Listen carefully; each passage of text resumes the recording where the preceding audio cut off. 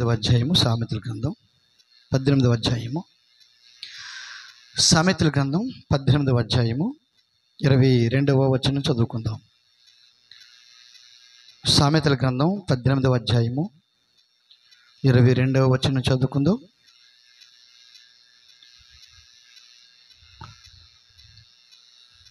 సామెతలు 18:22. భార్య దొరికిన వానికి మేలు దొరికెను, అటివాడు యెహోవా వలన అనుగ్రహము పొందినవాడు. దేవుడు తన పరిశుద్ధ వాక్యాన్ని దీవించును గాక. ప్రార్థన చేసుకుందాం. మహాగణుడుగు తండ్రి, మహాపరిశుద్ధుడా, సర్వశక్తిమంతుడా, మీకు వందనాలు స్తోత్రాలు చెల్లిస్తున్నాం. మీ ఘనమైన నామమును బట్టి, పరిశుద్ధమైన నామమును బట్టి మీకు స్తుతులు స్తోత్రాలు అర్పిస్తున్నాను దేవా. నా దేవా, మరి ఈ సమయంలో తండ్రి ప్రభా, జగత్పునాథ్ వేయబడక మునిపే మమ్మల్ని ఎన్నుకుని కాలం సంపూర్ణమైనప్పుడు జరగవలసిన ఏర్పాటును బట్టి ప్రభా, నీ వాక్యమును ప్రత్యక్షపరిచి నీ బిడ్డలుగా ప్రభా, నీ కుమార్తెలుగా నీ కుమారులుగా ప్రభా మమ్మల్ని గ్రహింపచేసి తండ్రి నాయనా, మరి ఈ విమోచన వాక్యం ద్వారా ప్రభా తండ్రి ప్రభా మాకు ఒక గొప్ప స్వాస్థ్యాన్ని సిద్ధపరిచినటువంటి గొప్ప దేవుడు తండ్రి, మీకు వందనాలు ప్రభా. నీకు ఉచితమైన కృపను బట్టి, నీ కనికరమును బట్టి మీకు స్తుతులు స్తోత్రాలు చెల్లిస్తున్నాం. మరి ఈ సమయంలో పాటల ద్వారా మీ నామను మహింపచ్చుకున్నాము తండ్రి. నీ వాక్యం ద్వారా మాతో మాట్లాడమని ప్రార్థిస్తున్నాను దేవా. నా దేవా, మీకే స్తోత్రాలు తండ్రి. ప్రభా, కుడి వచ్చిన ప్రతి బిడ్డను దీవించండి, ఆశీర్వదించండి. నీ కృప, నీ కనికరము, నీ ఆశీర్వాదం మాకు తోడుగుంచండి. మీరే సమస్త మహిమ, ఘనత, ప్రభావాలు మీరు పొందుకోమని ప్రభా తండ్రి నాయన ప్రభా, నీ వాక్యం ద్వారా మమ్మల్ని ఆశీర్వదించమని దేవా సహాయము చేయమని, మహిమ, ఘనత, ప్రభావాలు పొందుకోమని యేసుక్రీస్తు నామములో ప్రార్థిస్తున్నాను తండ్రి. ఆమేన్, ఆమేన్. అందరూ కూర్చోండి.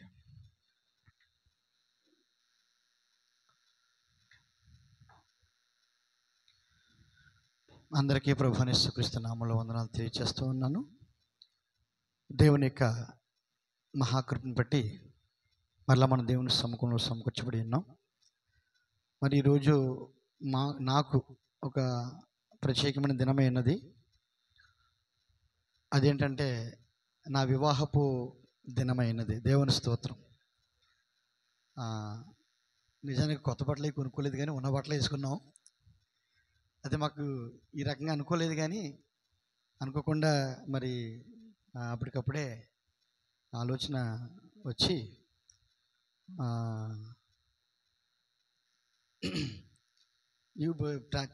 నేను కూడా ఇప్పుడు బలిపెడికి వచ్చేటప్పుడే షూట్ ఉంది కదా, ఎలాగను షూట్ వేసుకుంటూ బాగుంటుంది, ఇలా కొత్త బట్టలు లేవు కాబట్టి అని చెప్పేసి మన కృపణం పెళ్ళికి కొనుక్కున్నాను, అంటే చేసుకున్నాను సూటు. కాబట్టి మరి 2005వ సంవత్సరం మే నెల 26వ తారీఖున మరి నాకు, నా భార్య అయినటువంటి ప్రేమరాణి, మాతో పాటుగా మా తమ్ముడు చక్రవర్తి, తన భార్య హెప్సిబా, మా 2 జంటలకు గుంటూరు పాస్టర్ రెవరెండ్ భాస్కరరావు గారు మా స్వగ్రామంలో మాకు వివాహం చేయడం జరిగింది ప్రభువైన యేసుక్రీస్తు నామములో. మరి ఈ సమయంలో ప్రత్యేకంగా మరి ఆయనకి నేను నా కృతజ్ఞతలు తెలియజేస్తూ ఉన్నాను. దేవునికి స్తోత్రం కలుగును గాక. మరి ఇప్పటికీ మా వివాహ సమయం 19 సంవత్సరాలు పూర్తయి 20వ సంవత్సరంలోనికి మేము వెళ్ళడం జరుగుతుంది. దేవునికి స్తోత్రం కలుగును గాక.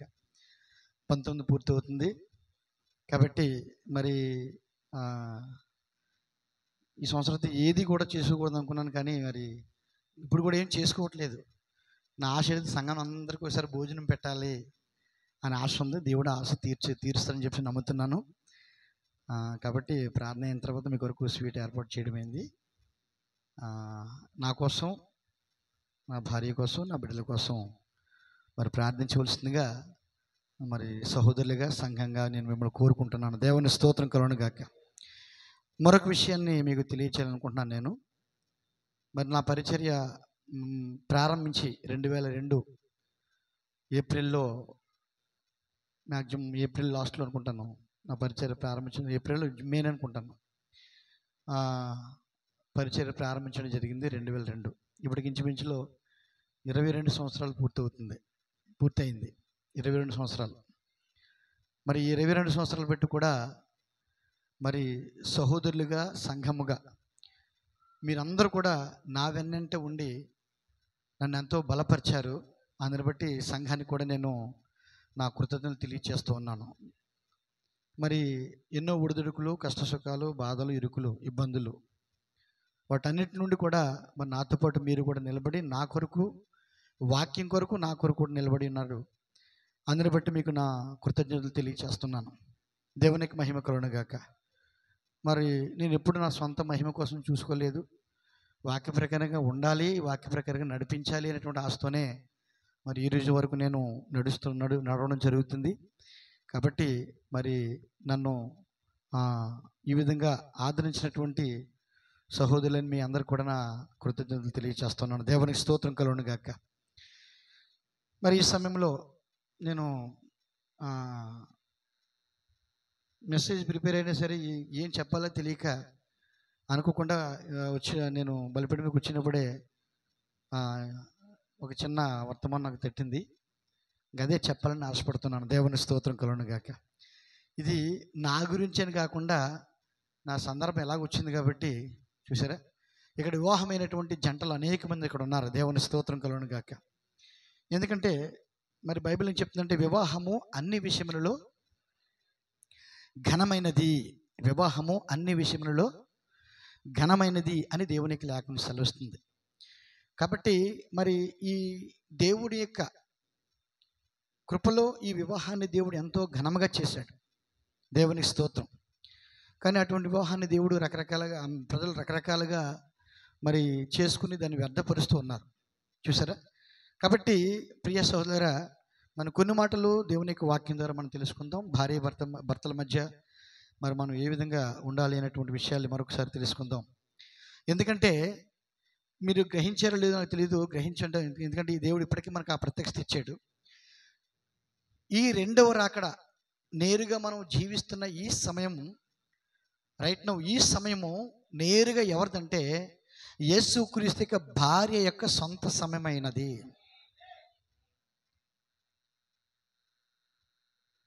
యేసుక్రీస్తు యొక్క భార్యకు యేసుక్రీస్తు తన ప్రాధాన్యతనిచ్చేటువంటి సమయం ఇది.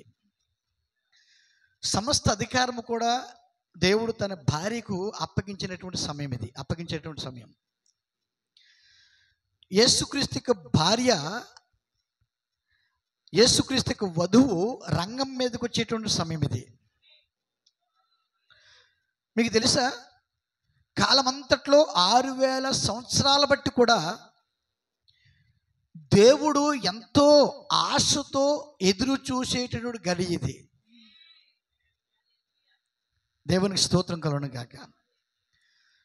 దేవుడు యేసుక్రీస్తును భూమి మీద పంపించడానికి ఆయన ఏ విధంగా తలంచి ఎదురు చూశాడో, దేవుని స్తోత్రం.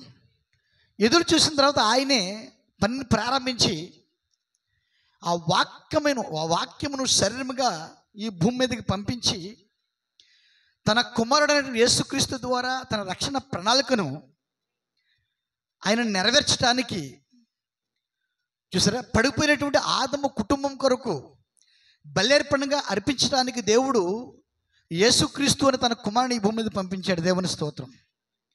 ఆ యేసుక్రీస్తు భూమి మీదకు రావడం కోసం ఆయన అంతగానో ఆశించాడు, ఎదురు చూశారు. దేవునికి మహిమ కలుగునుగాక. తగిన సమయంలో దేవుడే యేసుక్రీస్తుని భూమి మీద పంపించి, చూసారా, పడిపోయినటువంటి ఆదాము కుటుంబాన్ని, పడిపోయిన ఆదాము యొక్క వంశాన్ని, ఈ సమస్త సృష్టిని కూడా మరలా ఆ పడిపోయిన స్థితి నుండి విమోచించి, చూసారా, మరలా ఆ పూర్వపు స్థితికి, ఆ ముందు స్థితికి, చూసారా, తేవాలని, ఆ మహిమకరమైనటువంటి స్థితికి తేవాలని దేవుడు ఆశించి దేవుని స్తోత్రం కుమారుని భూమి మీద పంపించాడు. దేవుని స్తోత్రం. చూసారా, ఆ గడి కొరకు దేవుడు 4000 సంవత్సరాలు ఎదురు చూశాడు. దేవుడు ఎన్ని సంవత్సరాలు అండి? 4,000 సంవత్సరాలు ఎదురు చూశాడు. నిజానికి అది ఆయన పనే అయినప్పటికీ దేవుడు కూడా తన పనిని తన కాలంలో చేస్తాడు తప్ప ఒక నిమిషానికి ముందు కానీ ఒక నిమిషానికి తర్వాత కానీ చేయడు ఆయన. కనుక అది మహోన్నతమైన ప్రశస్తమైన గడి అయినది. యేసుక్రీస్తు భూమి మీదకి రావటం దేవుని స్తోత్రం కలుగును గాక. కాబట్టి ఆ గడిని దేవుడే ఏర్పాటు చేశాడు. ఆ దేవుడు ఆ గడిని ఆయన ఏర్పాటు చేసినప్పటికీ ఆయన ఏర్పాటు చేసిన గడి కొరకు ఆయన ఎంతో ఉత్సుకతతో, ఎంతో ఉద్రేకంతో, ఎంతో ఆశతో ఎదురు చూశాడు. చివరికి ఆ గడి వచ్చింది. చూసారండి, అప్పుడు దేవుడు ఆయనే ఆయన వాక్యమును చూసారా శరీరముగా భూమి మీద పంపించాడు. దేవుని స్తోత్రం. ఒక మాటలో చెప్పాలంటే ఆయనే శరీరధారిగా భూమి మీదకి వచ్చాడు. చూసారా, ఆయన ఎందుకు ఎదురు చూశాడంటే 4,000 సంవత్సరాల్లో ఆయన స్వరం ద్వారానో లేదా అగ్నిస్తంభం ద్వారానో మేఘస్తంభం ద్వారానో అనేక రీతిగా మాట్లాడాడు ఆయన. కానీ దేవుడు ఎందుకు ఎదురు చేశాడు, ఎందుకు ఆశ కలిగినాడంటే ఆయనే, ఎవరో కాదు, ఆయనే శరీరమును దాల్చి తన ప్రజల మధ్య జీవించాలని ఆశపడ్డాడు. దేవుని స్తోత్రం. అది దేవుడు ఎంతగానో ఆసక్తితో ఎదురు చూసిన గడి అయినది. ఏంట గడి అంటే ఆయనే తన ప్రజలతో, దేవుడే తన ప్రజలతో ఇమ్మానుయేలుగా తన ప్రజలతో ఉండాలని, తన ప్రజలతో సంచారం చేయాలని, దేవుని స్తోత్రం, తన ప్రజలతో జీవించాలని, తన ప్రజల మధ్య ఉండాలని ఆయన ఆశించాడు. చూసారా, మనం అనుకుంటున్నాం మామూలుగా ఆయన కుమారుడు పంపించాడని చెప్పేసి. చూసారా, ఆయన పంపించబడినప్పుడు శరీరం దాల్చిన తర్వాత కుమారుడిగా పిలువబడ్డాడు. కానీ కుమారుడిగా వచ్చిన వాడు ఆయనే ఉన్నాడు. ఇదే వర్తమానమిక మర్మమైనది, ఇదే వర్తమానమిక సత్యమైనది. చూసారా, అనేక మంది దేవుడు తన కుమారుడిని పంపించాడంటారు. చూసారా, ఆయన పంపించబడిన తర్వాత కుమారుడిగా జన్మించాడు, కుమారునికి స్థానం తీసుకున్నాడు. చూసారా, కానీ ఆ శరీరమందు నివసించేది, జీవించేది దేవుడై ఉన్నాడు. అందుకే దేవుడే మానవుడిగా రావడానికి ఎంతగానో ఇష్టపడ్డాడు, ఆశించాడు. దేవుని స్తోత్రం. తన సొంత ప్రజల మధ్య, తన సొంత కుమారులు, వాళ్ళిద్దరు వెనక కూర్చోబెట్టండి బాబు, డిస్టర్బెన్స్ చేస్తున్నారు వాళ్ళు. తన సొంత ప్రజల మధ్య, తన సొంత కుటుంబం మధ్య వారితో కలిసి జీవించడానికి ఆయన ఎంతగానో ఆశపడ్డాడు. దేవుని స్తోత్రం. కానీ ఆ మొదటి రాకల్లో ఆయన గొర్రెపిల్లగా లేక కుమారుడిగా ఈ భూమి మీదకి వచ్చి జరిగించింది, నెరవేర్చింది కేవలము ఒక భాగం మాత్రమే. కేవలం ఒక భాగం మాత్రమే. అదేంటంటే చూసారా, ఆ పడిపోయినటువంటి ఆ దేవునిక వంశాన్ని చూసారా తిరిగి తేవటం కొరకు తన రక్తమును క్రయధనముగా చెల్లించి ఏం చేశాడండి? తన రక్తమును క్రయధనముగా చెల్లించి చూసారా, మరి ఆ పాపానికి వెల చెల్లించుట కొరకు ఆయన రక్త మాంసములు గలవాడిగా భూమి మీదకి వచ్చాడు. దేవుని స్తోత్రం. అందుకని మొదటి రాకల్లో మన కొరకు వెల చెల్లించబడింది. ఎవరి కొరకైతే వెల చెల్లించబడిందో వారందరినీ ఇప్పుడు ఆయన పూర్తిగా మరి విడుదల చేసుకుని తన యొద్ద ఉంచుకున్న కొరకై, తన స్వాస్థ్యముగా స్వీకరించు కొరకై దేవుడు మరలా ఇప్పుడు దిగి వస్తున్నాడు. దేవుని స్తోత్రం కలుగును గాక.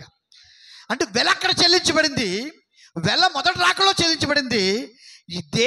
వెల దేని కొరకైతే చెల్లించాడో దానిని ఇప్పుడు ఆయన తన సొంత స్వాస్థ్యముగా అంగీకరించే సమయం ఇదే ఉన్నది. దేవునికి స్తోత్రం కలుగును గాక. అంటే అర్థం ఏంటంటే ఆయన భార్య. ఎవరండి ఆమె? ఆయన భార్య, ఆయన సంఘము, ఆయన వధువు. దేవునికి స్తోత్రం కలుగును గాక. ఆయన వధువు అంటే మరొకసారి దేవుడు మరలా, దేవుని స్తోత్రం, దేవుడు శరీరధారిగా భూమి మీద రావడానికి, దేవుడు శరీరం దాల్చడానికి 4,000 సంవత్సరాలు ఎదురు చూసి ఆశపడ్డాడు ఆయన. అదే దేవుడు దేవుని స్తోత్రం కలుగును గాక. మరి యేసుక్రీస్తు భూమి మీదకి వచ్చాడు కదండి. దేవుని స్తోత్రం. కాబట్టి ఇప్పుడు దేవునిలో మరొక భాగం ఉన్నది. దేవుడు ఆదామును చేసినప్పుడు, దేవుడు ఆదామును సృష్టించినప్పుడు, దేవుడు ఏదైనా తోటలో ఆదామును సృష్టించినప్పుడు మొదటి అధ్యాయంలో దేవుడు స్త్రీని గాను పురుషుని గాను స్త్రీని గాను వారిని సృష్టించాడు, నిర్మించి కదండి. దేవుడు చూస్తారన్నమాట. లేఖనంలో చూపిస్తే మీకు అర్థమవుతుంది. మొదటి అధ్యాయము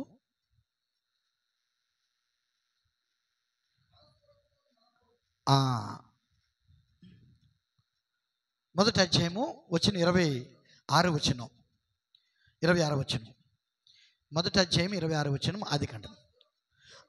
దేవుడు మన స్వరూపమందు మన పొలుకు చొప్పున నరులను చేయుదుము, వారు సముద్రపు చేపలను, ఆకాశ పక్షులను, పశువులను, సమస్త భూమిని, భూమి మీద ప్రాకు ప్రతి జంతువును ఏలుదురుగాకనియు పలికెను. దేవునికి స్తోత్రం కలుగును గాక.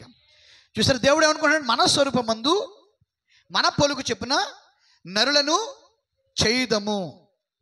దేవుని స్తోత్రం. నరులను చేయుదము. చూసారా? కాబట్టి ఇప్పుడు చేయుదము అనే మాట ఎందుకన్నాడంటే అది ఒకసారి చెప్పుకుందాం మనం. అక్కడ బహువచనం ఉపయోగించాడు యేసుప్రభు. దేవుడు ఏం ఉపయోగించాడు?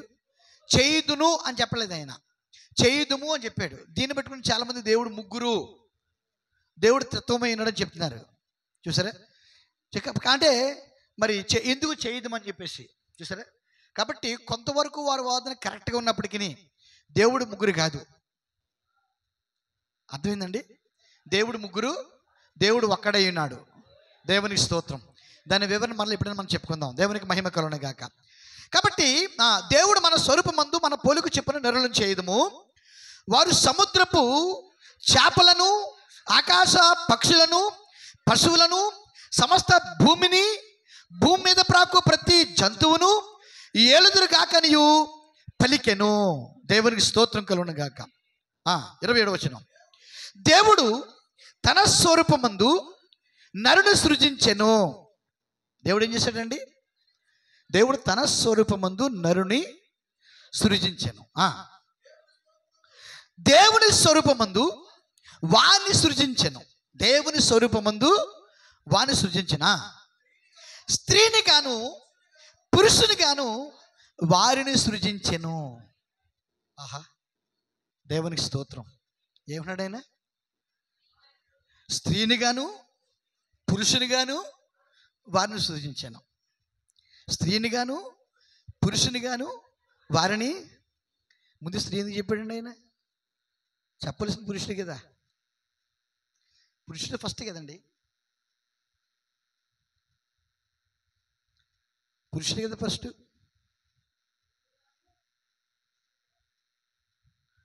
దేవునికి స్తోత్రం కలుగును గాక. ఇది గొప్ప మర్మమైనది. స్త్రీని గాను పురుషుని గాను నరుడు సృజించాడు. అంటే నరుడు యొక్క సృష్టి ఏంటంటే స్త్రీని గాను పురుషుని గాను ఉంటాం. ఈ నరుని విషయంలో దేవుని యొక్క సృష్టి ఏంటంటే స్త్రీ మరియు పురుషుడై ఉన్నాడు. ఈ స్త్రీ మరియు పురుషుని యొక్క కలయికే సృష్టి నరుడై ఉన్నాడు. అక్కడ వారికి శరీరం ఉందండి? అక్కడ వారికి శరీరం ఉందా? మొదటి అధ్యాయంలో లేదు.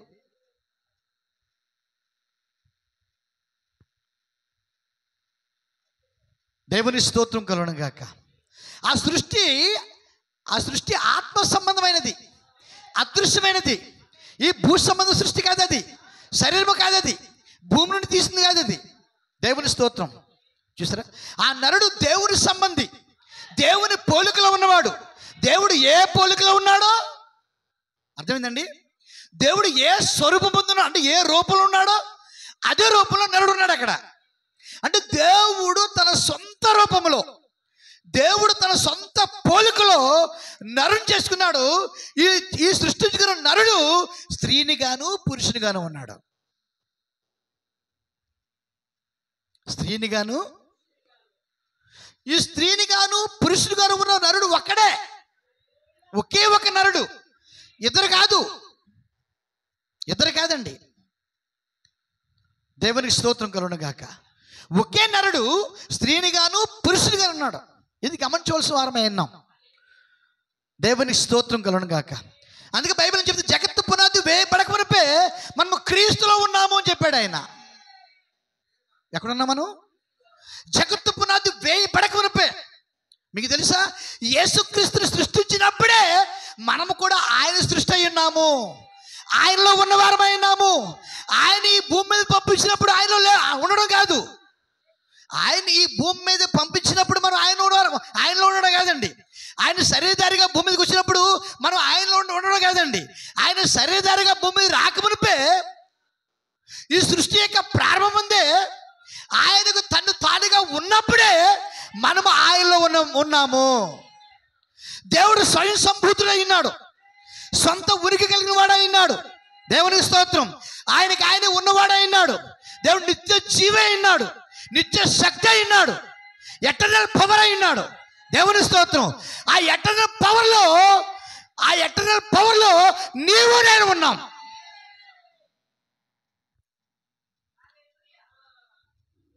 దేవునికి స్తోత్రం.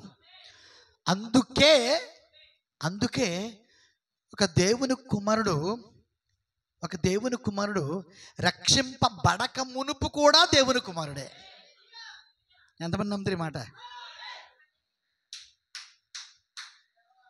ఒక దేవుని కుమారుడు వాక్యమతను అతను తాకి, వాక్యమతను గ్రహించి, దేవుని స్తోత్రం, అతను మారుమనసు పొంది, యేసుక్రీస్తు నామములో బాప్తిస్మం పొంది, శుద్ధీకరణ పొంది, దేవుని స్తోత్రం, పరిశుద్ధాత్మను పొందిన తర్వాత అతను దేవుని కుమారుడు అవ్వట్లేదు.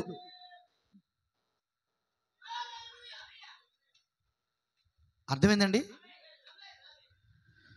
దేవుడు ప్రవక్తను పంపించి, వాక్యం ఇచ్చి, నీటి బాప్తిసం ఇచ్చి, యేసుక్రీస్తులో బాప్తిసం ఇచ్చి, వాక్యం ద్వారా శుద్ధీకరణ పొంది, పరిశుద్ధాత్మ బాప్తిసం పొందిన తర్వాత అనుకున్నాను చాలామంది దేవుని కుమారులు అవుతారని చెప్పేసి. అసలు అది వర్తమానం కాదు. అది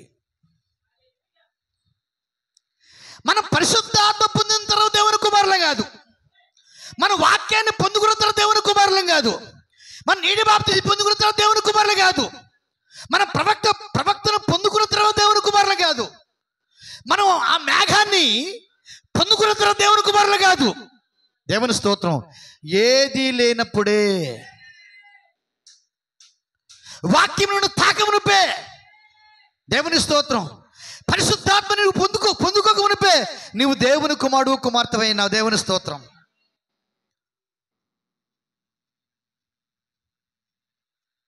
అయితే ఇదంతా ఏం చూపిస్తుంది మనకి? దేవుడు తన ప్రవక్తను పంపించి నిజమైన బాప్తిస్మ వాక్యాన్ని బయలుపరిచి, ఆ బాప్తిస్మాన్ని నువ్వు అంగీకరింపచేసి, నీకు విశ్వాసం కలగజేసి, నువ్వు దేవునికి ఆయనకి వాక్యానికి అప్పగించుకున్న తర్వాత ఆయన వాక్యంతో దేవుడిని శుద్ధి చేసి, నీ ప్రతి పాపాన్ని వాక్యం ద్వారా మరి కడిగేసుకుని, దేవుని స్తోత్రం, ఎప్పుడైతే నీ పాపం కడగబడిందో అప్పుడు ఆయన పరిశుద్ధాత్మని నింపిన తర్వాత అదేం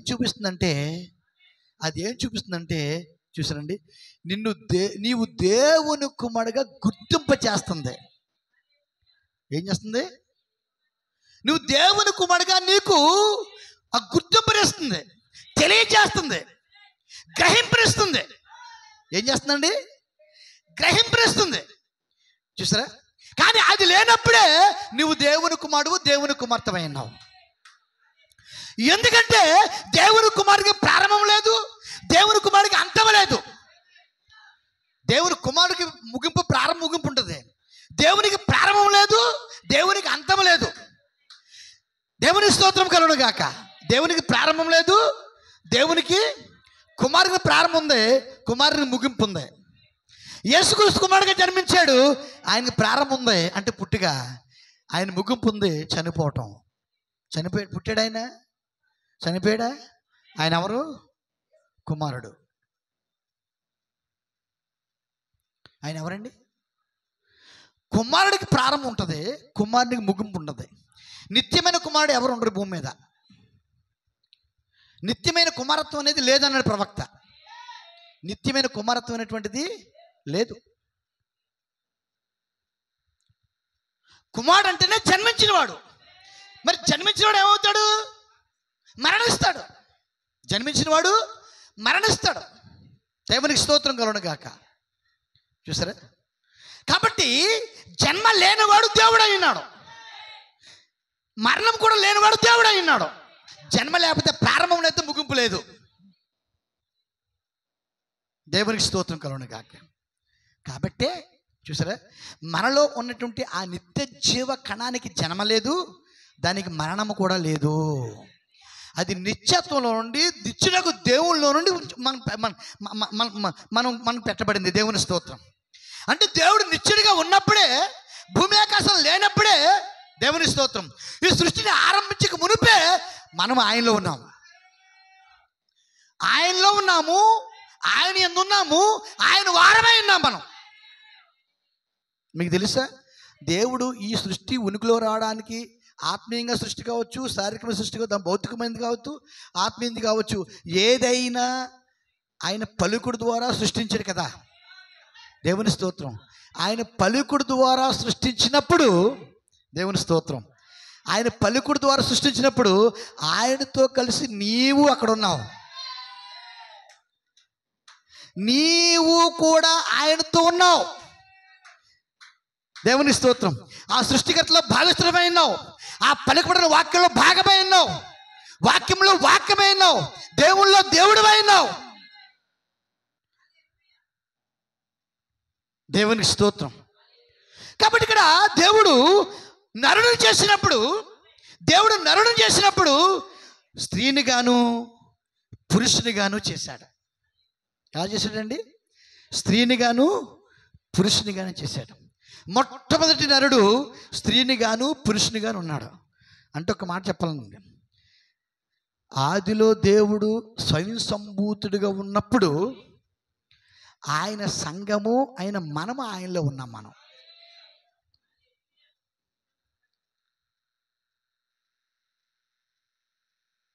ఆయన సంఘమైన మనం ఎక్కడ ఉన్నామండి?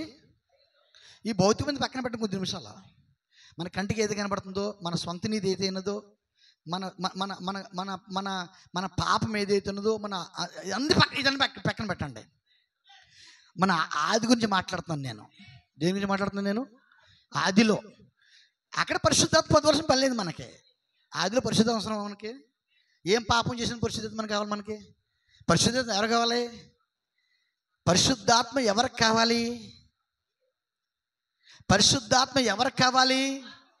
అది నీ పాపమును పరిహరించడానికి దేవుడు పరిశుద్ధాత్మ ఇచ్చాడు. చూసారా? పాపము చేసిన వ్యక్తికి పరిశుద్ధాత్మ కావాలి. మన దేవుని కుమారులు కుమార్తెలమై ఉండి పాపంలో పుట్టి అతిక్రమంతో రూపుదిద్దుకున్నాం కాబట్టి ఆ పాపాన్ని కడిగి వేయడానికి పరిశుద్ధాత్మ ఇచ్చాడు దేవుడు. కానీ మన నిజమైనటువంటి దేవునికి జీవకణము ఏదైతే ఉన్నదో, నిత్య జీవపు కణము, అది అనడు పాపం చేయలేదు. అర్థమవుతుందండి? కానీ మన పుట్టుకలో పాపం ఉన్నది. పాపం ద్వారా జన్మించాము మనం. మన ప్రియుడిలో పాపం ఉన్నది. పాపం ద్వారా పెరిగాము, అతిక్రమంతో రూపుదిద్దుకున్నాం. దాన్ని కడిగి వేయడానికి పరిశుద్ధాత్మ కావాలి. దాన్ని శుద్ధీకరించడానికి పరిశుద్ధాత్మ కావాలి. దాన్ని పవిత్రపరచడానికి పరిశుద్ధాత్మ కావాలి. దేవుని స్తోత్రం. ఎప్పుడైతే అది పవిత్రపరచబడిందో, ఎప్పుడైతే శుద్ధీకరించబడిందో, నువ్వు పరిశుద్ధాత్మ పొందుకుంటున్నావు. దేవుని స్తోత్రం. ఎందుకు పొందుకుంటున్నావు? ఒకప్పుడు అది మనం విడిచిపెట్టింది కాబట్టి. ఒకప్పుడు ఆదాం పాపం చేసినప్పుడు పరిశుద్ధాత్మ ఆ నరుని విడిచిపెట్టింది. పరిశుద్ధాత్మ ఆ యొక్క దేవునికి ఆధారం విడిచిపెట్టింది. అది అక్కడ విడిచిపెట్టింది కాబట్టి మరలా ఇది ఇప్పుడు మనకు అవసరమైనది. కాలం అంతటా నరుడు ఆ పరిశుద్ధాత్మ లేకుండా జీవిస్తున్నాడు. ఏదైతే తోటలో దేవుడు నరుడు ఏదైతే కోల్పోయాడో ఆత్మను, ఆ పరిశుద్ధాత్మను, అది లేకుండా జీవిస్తున్నాడు. కానీ దేవుడు అతను పరిశుద్ధాత్మ లేకపోయినప్పటికీ అతను దేవుని కుమారుడు కాబట్టి దేవుడు తన పట్ల ఒక కన్ను వేస్తున్నాడు. దేవుని స్తోత్రం. అతను ఎక్కడికి వెళ్ళినప్పటికీ కన్ను వేస్తున్నాడు. ఒక సమయం వచ్చిన తర్వాత ఒక ప్రవక్తని ఎన్నుకుని అతను తయారు చేసి గర్భంలోనే పిండంగా వేయబడక మునిపే ప్రవక్తకి నిర్ణయించి అతను వాక్యాన్ని ఇచ్చి వెళ్ళి తన కుమారుడు చెప్పమని చెప్పాడు. ఆయన ప్రవక్తని ఎందుకు పంపించాడు? ఆ కోల్పోయిన పరిశుద్ధాత్మ పొందుకోవడానికి. దేవుని స్తోత్రం. వాక్యాన్ని ఎందుకు పంపించాడు? ఆ కోల్పోయిన పరిశుద్ధత పొందుకోవడానికి. వాక్యం ద్వారా మాత్రమే మనం పరిశుద్ధాత్మను పొందుకోగలము. వాక్యం లేకుండా పరిశుద్ధాత్మ లేదు. అందుకే ఈరోజు సంఘశాఖలో పరిశుద్ధాత్మ లేదు. కారణం ఏంటి? అక్కడ వాక్యం లేదు. విమోచన వాక్యం ఎక్కడ ఉందో విమోచకుడు కూడా అక్కడే ఉంటాడు. ఎవరా విమోచకుడు అంటే ఆయనే పరిశుద్ధాత్మ అయినాడు. ఈరోజు పరిశుద్ధాత్మ లేక విమోచకుడు ఆయన సంఘంలో మాత్రమే ఉన్నాడు. ఆయన దేవుని స్తోత్రం కలుగును గాక. ఆ విమోచకుడు ఎవరంటే యేసుక్రీస్తు అయినాడు. ఆ విమోచకుడు ఎవరంటే వాక్యమే అయినాడు. దేవుని స్తోత్రం. కాబట్టి ఈ గడియ వర్తమానం ఎక్కడైతే ఉన్నదో అక్కడే విమోచన ఉంది, అక్కడే విమోచకుడు ఉన్నాడు, అక్కడే పరిశుద్ధాత్మ ఉన్నది. అంటే ఆ కోల్పోయిన పరిశుద్ధాత్మ తిరిగి మన దగ్గర రావాలి అంటే దేవుడు తన వాక్కును పంపించాడు, వాక్యాన్ని పంపించాడు. ఆ వాక్యాన్ని బద్దలు కొట్టేవారు పరిశుద్ధాత్మ కోల్పోయారు. అంతే కదా. ఈ పండు తినొద్దు, ఈ పండు తినండి అని చెప్పాడు. ఒకరు తింటే ఆ పండు తింటే చచ్చిపోతామని చెప్పాడు, ఈ పండు తింటే జీవిస్తామని చెప్పాడు. అంటే దేవుడు తన వాక్కునిచ్చినప్పుడు పండు తిండి పక్కన పెట్టండి, ముందు ఆ వాక్యాన్ని బ్రద్దలు చేశాడు మానవుడు. ఏం చేశాడండి అంటే మొట్టమొదటి పాపం ఏంటి? పండు తినడం కాదండి. అసలు పాపం ఏంటి? పండు తినడం కాదండి. అసలు పాపం ఏంటి? పండు తినడం కాదు. పండు తినడం అంటే ఏంటి? పండు తినడం అంటే ఏంటి? వ్యభిచారం చేయుట. నమ్ముతున్నాయి అన్నమాట. అవేం చేసింది అక్కడ? అవేం చేసింది? వ్యభిచారం చేసింది కదా. నిజానికి అసలు పాపం అది కాదు. అసలు పాపం అది కాదు. వ్యభిచారం దేంతో చేస్తారు? మనసుతోనూ శరీరంతో చేస్తారు. అంతే కదా. మనసుతో శరీరంతో చేస్తారు. కానీ ఆ పండు తినడం అసలు పాపం కాదు, లేక వ్యభిచారం చేయటం పాపం చేయడం అసలు పాపం కాదు. అసలు పాపము వాక్యాన్ని బ్రద్దలగొట్టుట, వాక్యాన్ని విడగొట్టుట, వాక్యాన్ని ముక్కలు చేయుట. దేవుని వాక్యాన్ని దేవుడు మాట్లాడినప్పుడు, దేవుడు ఆజ్ఞ ఇచ్చినప్పుడు ఆ ఆజ్ఞను బ్రద్దలు చేయటే, ఆ కంచెను బజలు చేయటే అసలు పాపమైనది. తినవద్దన్న పండు తిన్నారు, అది పక్కన పెట్టు. ఆ పండు తినడానికి ముందు ఆయన మాటను పెడచెవిన పెట్టారు, ప్రక్కన పెట్టారు. ఆయన మాట పట్ల అవిధేయత చూపించారు, ఆయన మాట పట్ల అవిశ్వాసం చూపించారు. అంటే పాపం అనగా అవిశ్వాసము.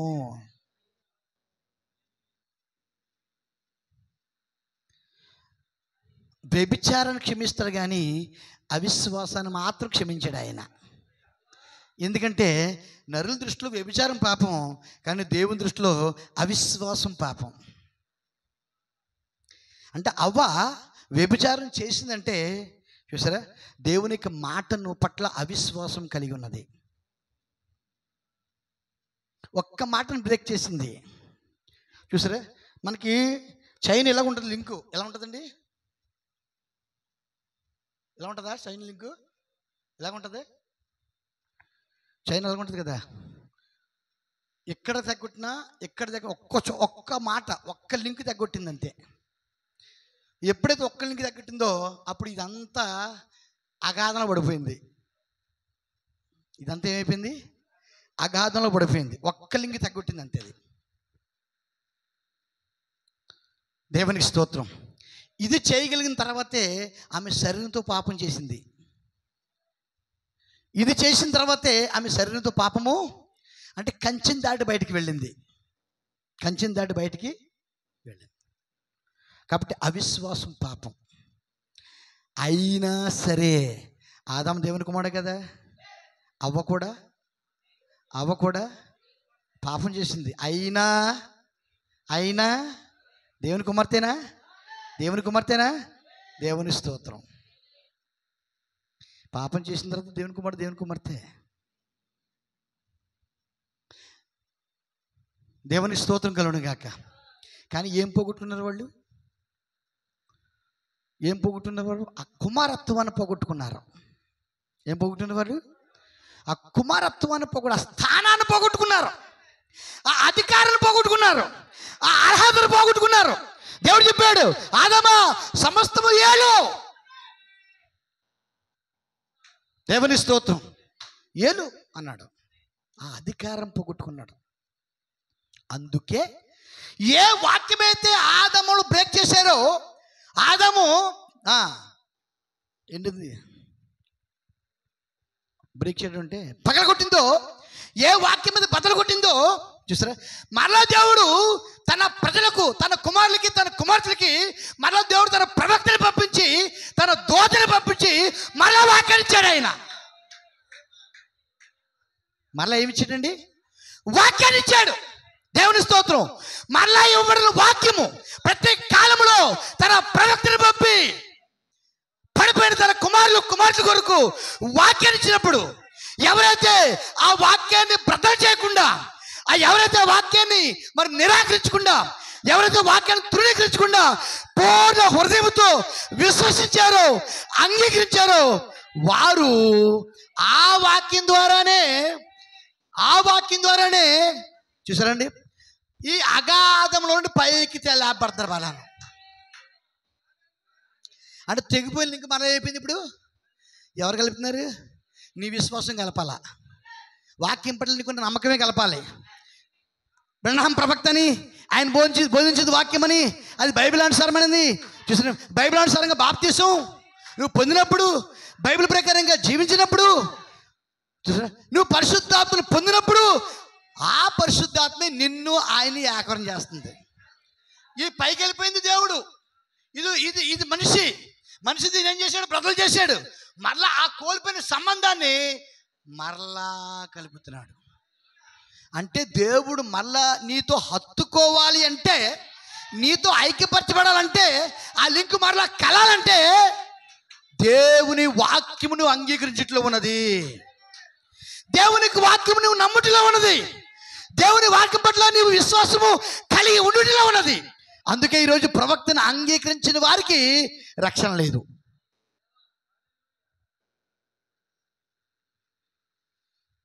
ఎందుకంటే వాక్యం ఆయన ద్వారా పంపబడింది.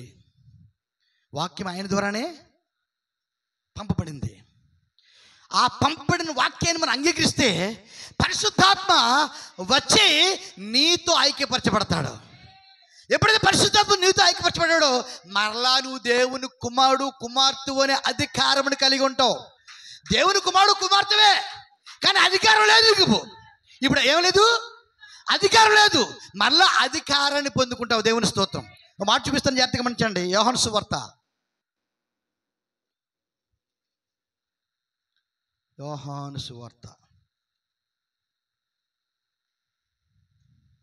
తీసారా? తీయండమ్మా. 1వ అధ్యాయం, యోహాను సువార్త 1వ అధ్యాయము మొదటి నుంచి చదువుదాం. చదవండమ్మా. ఆదియందు వాక్యం ఉండెను, వాక్యము దేవుని యందు ఉండెను, వాక్యము దేవుడై ఉండెను. ఆయన ఆదియందు దేవుని యందు ఉండెను, సమస్తమును ఆయన మూలముగా కలిగెను. కలిగినదేదియు ఆయన లేకుండా కలుగలేదు. ఆయనలో జీవం ఉండెను, ఆ జీవము మనుషులకు వెలుగై ఉండెను. ఇంతవరకు ఏం మాట్లాడుకున్నాం? ఆదియందు వాక్యం ఉండెను, ఆ వాక్యం వెలుగై, ఆ వెలుగు జీవమైనది. నమ్ముతున్నారు మాట? వాక్యము వెలుగు, వెలుగే జీవము. Word is the light, light is the life, జీవం. అర్థమవుతుందండి? ఇప్పుడు మధ్యలో ఒకరిని పెడుతున్నారు దేవుడు. చూసారు? వాక్యమే వెలుగు, వెలుగే జీవము. వాక్యమే వెలుగు, దేవుడే వాక్యము, వాక్యమే వెలుగు, వెలుగే జీవము కదా. ఇప్పుడు ఒకరి గురించి మాట్లాడుకుందాం. చదవండి 5వ వచనం. ఆ వెలుగు చీకటిలో ప్రకాశించుచున్నది, కానీ చీకటి ఏం చేస్తుందంటది? వెలుగు చీకటిలో ప్రకాశిస్తుంది కదా, అంతేనా? ఆ వెలుగు చీకటిలో ప్రకాశిస్తుంది, కానీ చీకటి దానిని గ్రహింపకుండాను. అంటే చీకటి దాన్ని ఆ వెలుగుని గ్రహించట్లేదు. 6వ వచనం నుండి మరొక వ్యక్తి కనబడుతున్నాడు. ఇప్పుడు దేవుని యొద్ద నుండి ఇక్కడ జాగ్రత్తగా గమనించండి. ఒక్క నిమిషం నీకు ఎక్స్ప్లెయిన్ చేస్తే కొద్దిగా పోగండి, లేట్ అయినా పర్లేదు కదండి. వర్డ్ గాడ్ కదా, వర్డ్ కదా. ఆ వర్డ్ ఏమవుతుంది? లైట్, అంతేనా? ఆ లైట్ ఏమవుతుంది? లైఫ్. ఇక్కడ డార్క్నెస్ ఉంది. ఇక్కడ ఉంది డార్క్నెస్ కదా. ఈ వెలుగు, ఈ జీవం ఈ వెలుగు ప్రకాశిస్తుంది, కానీ ఈ చీకటి దాన్ని గుర్తించట్లేదు, గ్రహించట్లేదు. ఇక్కడ డార్క్నెస్ ఉంది. దేవుని ఉద్దేశం ఏంటి? ఆ వెలుగు ప్రకాశింపజేయబడాలి, అయితే చీకటి దాన్ని గ్రహించట్లేదు. చీకటి వెలుగుని గ్రహించడం ఏంటండి? చీకటి వెలుగుని గ్రహించటండి. అసలు వెలుగంటే చీకటికి ఇష్టం ఉండదు కదా. వెలుగు చీకటి పూర్తిగా వేరు కదా. వెలుగు చీకటి పూర్తిగా వేరు కదా. మరి ఎందుకు గ్రహించటం? ఆదికాండం 1వ అధ్యాయం 1వ వచనం. ఆదియందు దేవుడు భూమి ఆకాశమును సృజించెను. భూమి నిరాకారముగాను శూన్యముగాను ఉండెను. చీకటి అగాధ జలము పైన కమ్మియుండెను. దేవుని ఆత్మ జలముల పైన అల్లాడుచుండెను. యోహాను ఏం చూస్తున్నాడో మోషే అది చూస్తున్నాడు. మోషే ఏం చూస్తున్నాడో యోహాను అది చూస్తున్నాడు. నమ్ముతారు ఈ మాట? కొంచెం దృష్టి దగ్గర పెట్టుకుని గ్రహించండి. మనం ప్రతి వర్తమానం గ్రహించవలసిన వారమే ఉన్నాం. ఇది కేవలం విని వెళ్ళిపోవడానికి కాదండి. ఇది విని వెళ్ళిపోవడానికి కాదండి. అర్థమైందండి? కాబట్టి తప్పకుండా ఇది మనకు తర్ఫీదైనది. ఇది మనకేంటండి? ఎందుకంటే వాక్యము ఈరోజు నేర్చుకోకపోతే, తెలుసుకోకపోతే, యేసుక్రీస్తు పాటు కూర్చుని ధవళ సింహాసనం తీర్పు ఎలా తీర్పు తీరుస్తావు నువ్వు? దేవుడు వధువుతో తన తీర్పు తీర్చాలనుకున్నాడు ఆయన లోకానికి. ఎవరితోనూ? ఈరోజు వాక్యం వింటున్న నీతో ఆయనతో పాటు ఆయన సింహాసనం కూర్చోబెట్టి నీ ద్వారా తీర్పు తీర్చిపోతున్నాడు ఆయన. మరి ఈరోజు వాక్యం నేర్చుకోకపోతే ఎలా తీర్పు తీరుస్తావు నువ్వు? అంటే దేవునికి ధర్మశాస్త్రం అనేటువంటి వాక్యమును తప్పకుండా ప్రతి ఒక్కరు తెలుసుకోవాలి. మనం కాలక్షేపానికి వచ్చి వెళ్ళిపోయేది కాదండి. ఆదివారం ఆచారం కాదండి ఇది. అందుకే గత బుధవారం చెప్పాను మాట, మీకు జ్ఞాపకం లేదు. కొంతమంది వచ్చారు చూసారా? సూర్యుడు ఆదివారం ఉదయం లేచాడు కదా, అంతేనా? కానీ దేవుని చిత్తాన్ని నెరవేర్చిన కుమారుణ్ణి దేవుడు అదే ఉదయం సూర్యుడు ఉదయించకుండానే పైకి లేపాడు ఆయన. ఎవరు ఉదయించకుండానండి? అసలు ఉదయం అంటే ఏంటండి? సూర్యుడు ఉదయించటమే ఉదయం. సూర్యుడు రంగం మీద ఉదయించినంతసేపు అదేంటండి? చీకటి, రాత్రి. సూర్యుడు ఉదయించకపోతే అది రాత్రి. ఎంతసేపు సూర్యుడు ఉదయించలేదో అది రాత్రి కింద లెక్క. ఎప్పుడు సూర్యుడు ఉదయించాడో అది 7 అవ్వచ్చు, 6 అవ్వచ్చు, 5 అవ్వచ్చు, అంటే కాలాలను బట్టి ఉంటుంది. నిజానికి ఉదయించడం అంటే ఎప్పుడు సూర్యుడు ఒకలా ఉంటాడు నిజానికి. అర్థమైందండి? కాబట్టి ఎప్పుడైతే ఆ తూర్పు భాగం నుండి పైకి వచ్చాడో ఉదయం, అది సూర్యోదయం. మరి పడపన అస్తమించినప్పుడు దిగిపోయినప్పుడు ఆ సూర్యాస్తమయం, అంతే కదండి? కాబట్టి సూర్యోదయం అంటే సూర్యుడు ఉదయించడం. దేవుని స్తోత్రం. కానీ యేసుక్రీస్తు సమాధి నుండి పైకి లేపబడినప్పుడు అది సూర్యోదయం కాదు, అది కొత్త దినం, అది ప్రత్యేకమైన దినం. అది దేవుని స్తోత్రం. అది సృష్టిలో ఎప్పుడు లేనటువంటి గొప్ప దినం. అది ఏ దినం అంటే అది సూర్యోదయం కాదు. ఒకవేళ సూర్యుడు ఉదయించిన తర్వాత ఈశ్వరుడు అయితే ఆయనకి ఏ గౌరవం మహిమ ఉండదు. దేవుని స్తోత్రం. సూర్యుడు ఉదయించక మునిపే ఆ రోజు ఒక గొప్ప ఉదయాన్ని దేవుడు కలిగి ఉన్నాడు. ఆయన ఈ సృష్టి గొప్ప ఉదయాన్ని దేవుడు ఇచ్చాడు, గొప్ప మార్నింగ్ దేవుడు ఇచ్చాడు, గొప్ప ఉదయం దేవుడు ఇచ్చాడు. ఆ ఉదయం ఏంటంటే కుమారుడు ప్రకాశించిన దినము, కుమారుడు ఉదయించిన దినము, కుమారుడు పైకి లేచిన దినము. అది సూర్యుడు ఉదయించకుండానే, సూర్యుడు పైకి లేవకుండానే కుమారుడు పైకి లేచాడు. చూసారండి? అప్పటి నుండి అది క్రైస్తవులకు ఆదివారం కాదు, కానీ అది క్రైస్తవుల యొక్క పునరుత్థాన దినమైనది. అది క్రీస్తు యొక్క పునరుత్థాన దినమైనది. అప్పుడు క్రీస్తు లేపడం కాదు, నీవు లేపబడ్డావు. అది నీ పునరుత్థాన దినము. ఒకవేళ ఎవడైనా ఈరోజు ప్రార్థన రాకపోతే వాడు తన పునరుత్థానాన్ని అంగీకరించట్లేదు. ఏమండి, మళ్ళీ చెప్పమంటారు మాట. ఎవరైనా ఈరోజు ప్రార్థన రాకపోతే, ఆదివారం ఎక్కడికైనా సరే వెళ్ళకపోతే, వాడు తన పునరుత్థానాన్ని, క్రీస్తులో జరిగిన పునరుత్థానాన్ని వాడు అంగీకరించట్లేదు. అది క్రీస్తు యొక్క పునరుత్థానం. అది యేసు యొక్క పునరుత్థానం. అది యేసులో మనం ఉన్నాం. దేవునికి స్తోత్రం. ఆయనతో లేపబడ్డాం. ఎందుకు లేపబడ్డాం? ఆయనతో చచ్చిపోయాం కాబట్టి, ఆయనతో బాధపడ్డాము కాబట్టి. దేవునికి స్తోత్రం. ఆయనతో జీవించాం కాబట్టి, జగత్తు పురాజు వేపడపు ఆయనలో ఉన్నాం కాబట్టి, ఆయనతో శరీరం దాల్చాం, ఆయనలో ఉన్నాం, ఆయనలో జీవించాం, సువార్త చేశాం, చచ్చిపోయాం, సమాధి చేయబడ్డాం కాబట్టి లేపడ్డాం. కాబట్టే ఆయనతో పాటు లేపబడ్డాం. నిజానికి అది ఆయన పునరుత్థానం కాదు, అది మన పునరుత్థానము. ఆయనలో ఉన్న మన పునరుత్థానం. అందుకని ఎవడైనా ఆదివారం ప్రార్థన వెళ్ళకపోతే వాడు తన పునరుత్థానాన్ని గౌరవించట్లేదు, అంగీకరించట్లేదు అని అర్థం. నువ్వు కోట్లు సంపాదించావో, లక్షలు సంపాదించావో, నువ్వు పెద్ద బిషప్ కొంటావో, పాస్టర్ కొంటా కానీ అసలు. దేవుని స్తోత్రం. ఇది నీ పునరుత్థాన దినం. ఇది సూర్యదినం కాదు. ఇది నీకు ఆదివారం కాదు. ఇది నీ దినం. ఇది నువ్వు జీవిస్తున్న దినం. ఇది నువ్వు పైకి లేపడిన దినం. ఇది సమాధిలో పైకి లేపడిన దినము. ఏంటో సమాధి, సిద్ధాంతాలు, పాపము, ఆచారము. దేవుని స్తోత్రం. సమాధిలో ఏముంటుందండి? చీకటి ఉంటుంది, అంతేనా? సమాధిలో ఏముంటుందండి?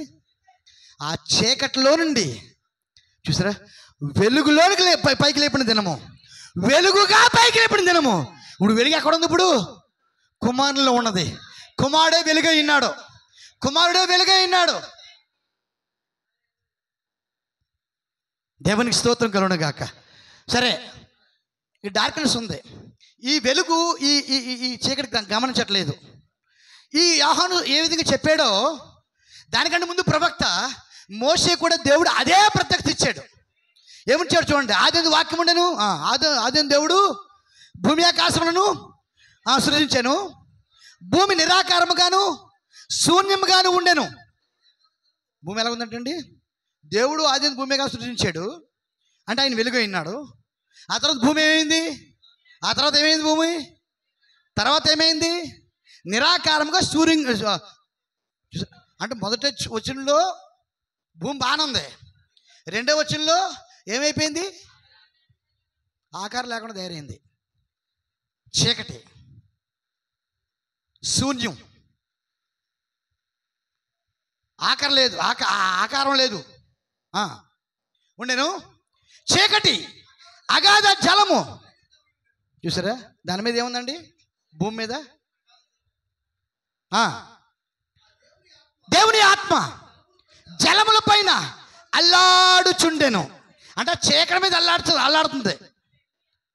ఆ చీకటి మీద అల్లాడుతుంది. చీకటికి పైన ఉంది, డార్క్నెస్ ఇక్కడ ఉంది, ఆత్మ ఇక్కడ ఉంది. ఇది ఇది ఇది ఒకటే కదండి. అంటే దేవుడికి ఉన్నాడు, చీకటి ఉంది, దేవుడి పైన అల్లాడుతున్నాడు. ఏం చేస్తున్నాడు? అల్లాడుతున్నాడు. ఈ భూమి మీద చీకటి మీద అల్లాడుతున్నాడు. చీకటి దాన్ని గ్రహించట్లేదు.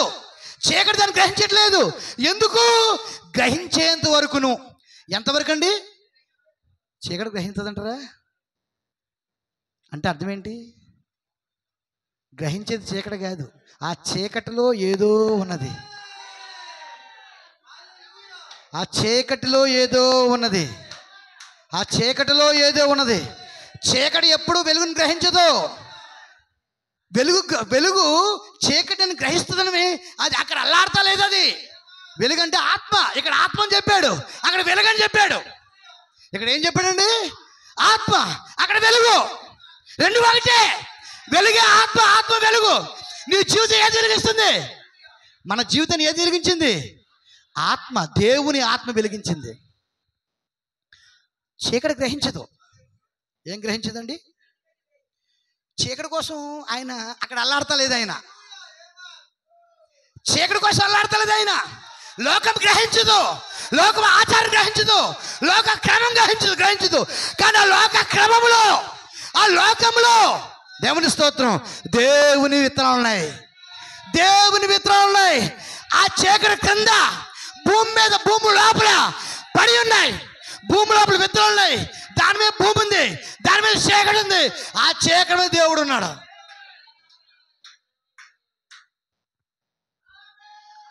దేవునికి మహిమ కలుగును గాక.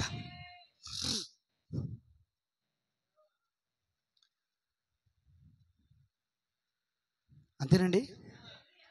అంతేనా?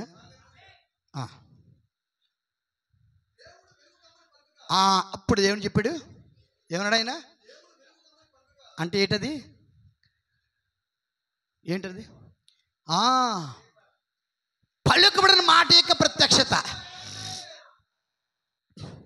పలుకబడిన మాట యొక్క ప్రత్యక్షత. దేవుడు పలికాడు, ఆత్మ పలికింది. దేవుని స్తోత్రం. వెలుగులోని స్వరం వస్తుంది. ఆ స్వరమే వెలుగైనది. దేవునికి మహిమ. మీకు తెలుసా? లైట్ ఏం కలిగి ఉంది? జీవమును కలిగి ఉన్నది. వెలుగు జీవమును కలిగి ఉన్నది. అందుకే దేవుడు వాక్యము, వెలుగు, జీవము. దేవుని స్తోత్రం. జీవం వెలుగులో ఉంది, వెలుగు వాక్యంలో ఉంది, వాక్యము దేవులో ఉన్నాడు. ఆహా, ఎంత గొప్ప ప్రత్యక్షత! దేవుని స్తోత్రం. దేవుళ్ళ నుండి వాక్యం వచ్చింది, వాక్యంలోంచి వెలుగు వచ్చింది, వెలుగులోంచి జీవం వచ్చింది. ఎందుకనుకో చీకటిలో ఉన్న తన విత్తనాల కోసం. దేవునికి మహిమ కలుగును గాక. అందుకే ఈ వర్తమానము సంఘసకల వర్తమానం కాదు. ఇది ట్రైనింగ్ వర్తమానం కాదు. ఇది తరఫీదు పొంది వర్తమానం కాదు. ఇది పరిశుద్ధాత్మక బోధ. ఇది పరిశుద్ధాత్మక బయలుపడింది. దేవుడే మాట్లాడవాడైనాడు. తాజా వర్తమానము పరలోకము నుండి రాసుకుని వచ్చేది కాదండి. ఇది ట్రైనింగ్ అయి బోధించేది కాదండి.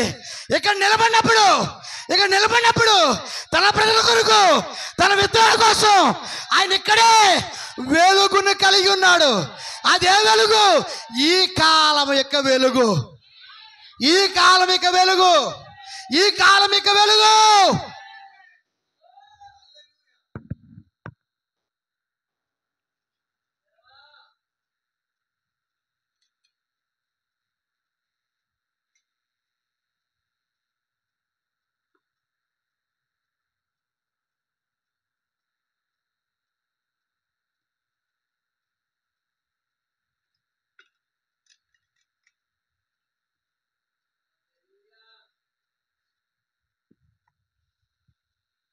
చదవండి బాబు. దేవుడు వెలుగు కలిగాను. వెలుగు మంచిదైనట్టు దేవుడు చూచాను. దేవుడు ఏం చేశాడండి? దేవుడు ఏం చేశాడు? వెలుగును చీకటిని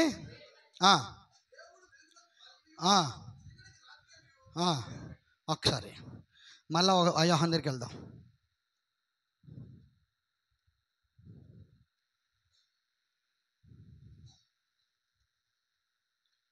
ఇక్కడ ఒకటి చూపించాలనుకుంటున్నాను నేను. 6వ వచనం చదువుదాం. దేవుని యొద్ద నుండి పంపబడిన ఒక మనుష్యుడుండెను. దేవుని యొద్ద నుండి పంపబడిన ఒక మనుష్యుడుండెను. అతని పేరేంటి? అతని పేరు యోహాను. ఏంటండి? వాక్యం కోసం చెప్పాడు, దేవుడి కోసం చెప్పాడు, వాక్యం కోసం చెప్పాడు, వెలుగు కోసం చెప్పాడు, జీవం కోసం చెప్పాడు. ఇప్పుడు ఒక మనిషి కోసం మాట్లాడుతున్నాడు దేవుడు. అవును, ఒక మనిషి కోసం మాట్లాడుతున్నాడు ఆయన. ఒక మనిషి కోసం మాట్లాడుతున్నాడు దేవుడు. అవును సహోదరుడి, ఒక మనిషి కోసం మాట్లాడుతున్నాడు ఆయన. ఎందుకు తెలుసా? ఆయనకు మనిషి అవసరం, ఆయనకు మనిషి అవసరం, ఆయనకు నరుడు అవసరం. దేవునికి మహిమ కలుగును గాక. చదవండి. అతని మూలముగా అందరూ, అతని మూలముగా అందరూ విశ్వసించినట్లు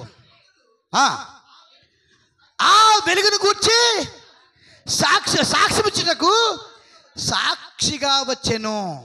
మనకు తెలుసు ఆ వెలుగు ఈ మనిషి కాదు, లేక ఈ మనిషి ఆ వెలుగు కాదు.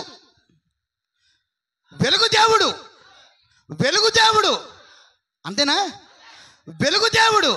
కానీ 6వ వచనంలో ఉన్న వ్యక్తి ఒక మనిషి. వెలుగు వేరు, ఈ మనిషి వేరు. అర్థమైందండి? మరి మనిషి ఎవరంటే ఆ వెలుగునకు సాక్ష్యం ఇవ్వడానికి సాక్షి. వెలుగు యొక్క సాక్షి. ఏ సాక్షి అండి? వెలుగు యొక్క సాక్షి. దేవుని స్తోత్రం. ఈరోజు వాక్యం ఎంతో పరిపూర్ణ ఇక్కడ ఉంది. వెలుగు ఎంతో ఎక్కువ ఉంది ఇక్కడ మనకి. పరిశుద్ధాత్మ ఎంతో బ్రైట్నెస్ కలిగి ఉంది. కానీ సాక్షులు అవసరం ఆయనకి. ఒక మనిషి అవసరం ఆయనకి. ఆ వెలుగును చూపించేవారు కావాలి ఆయనకి. వెలుగును చూపించే మనిషి కావాలి ఆయనకి. దేవునికి మనిషితో పని ఉంది. అందుకే దేవుడు మనిషిని చేశాడు.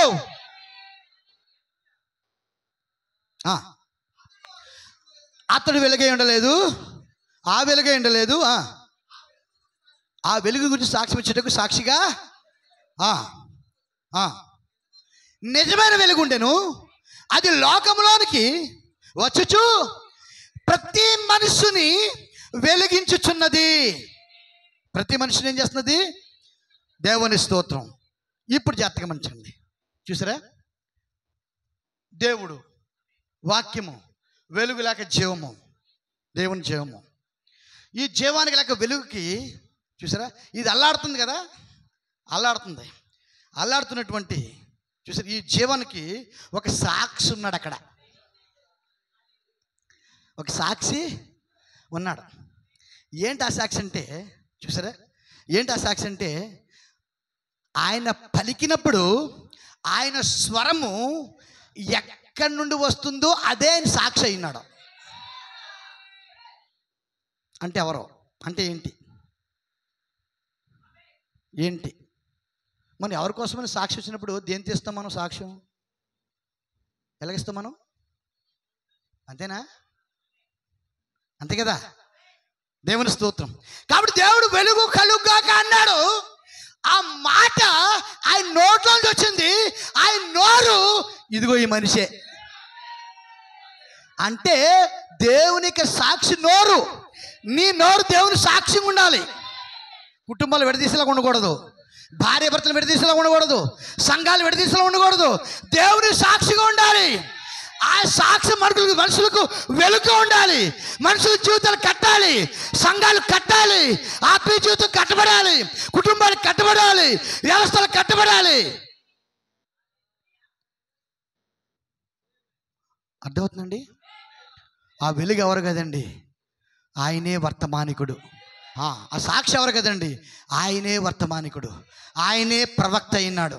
అంటే ప్రవక్తకి దేవునికి ప్రవక్త లేకపోతే ఆయన వాక్యం బయటికి రాదు.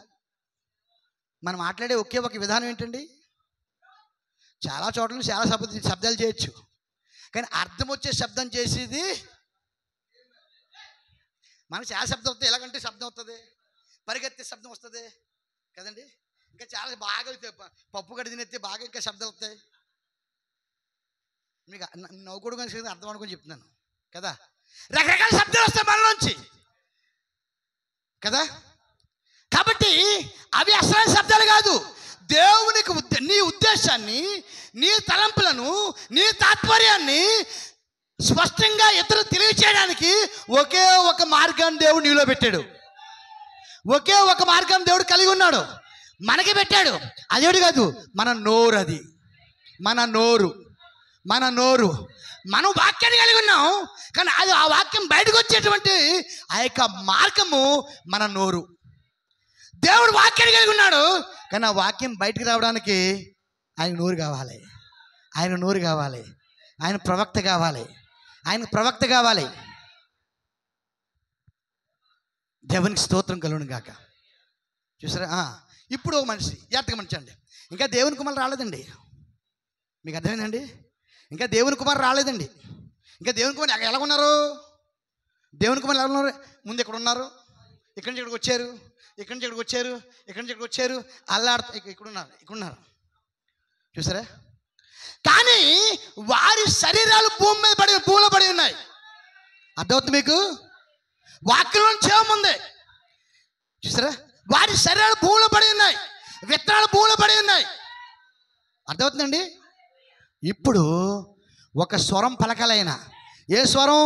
వెలుగు కలుగును గాక, వెలుగు కలుగును గాక. ఆ స్వరం ఎవరి ద్వారా వస్తుంది? దేవుని నోటి ద్వారా వస్తుంది.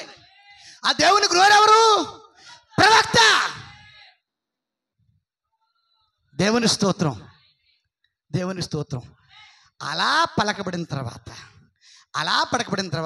14 వచనం చూద్దాం. ఆ వాక్యము ఏ వాక్యము? దేవుని ద్వారా పలకబడిన ఆ వాక్యము. దేవుని ద్వారా పలకబడినటువంటి, దేవుడు పలికినట్టు ఆ వాక్యము. దేవుడు ఎలా పలికాడు? నోటి ద్వారా పలికాడు. దేవుడు నోటి ద్వారా పలికిన వాక్యము అంటే దేవుడు ప్రవక్త ద్వారా పలికిన వాక్యము. అంతేనా అర్థం? దేవుడు ప్రవక్త ద్వారా పలికిన వాక్యము. దానికి అర్థం, ఆ వాక్యం అంటే అర్థం చెప్తున్నాను నేను. దేవుడు ప్రవక్త ద్వారా పలికిన వాక్యము శరీరధారి అయి కృపాసత్య సంపూర్ణుడిగా మన మధ్య.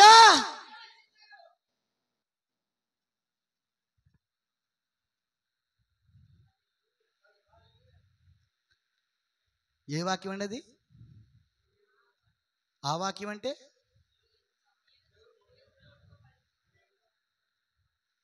దేవుని యొక్క నోరు అనగా దేవుని ప్రవక్త ద్వారా పలికిన వాక్యము. దేవుని ప్రవక్త ద్వారా పలుకబడిన వాక్యము శరీరధారి అయింది. వాక్యం శరీరధారి అయింది. ఎప్పుడు? పలుకబడినప్పుడు. ఇది గుర్తించాలి మనం. ఏం చేయాలి మనం?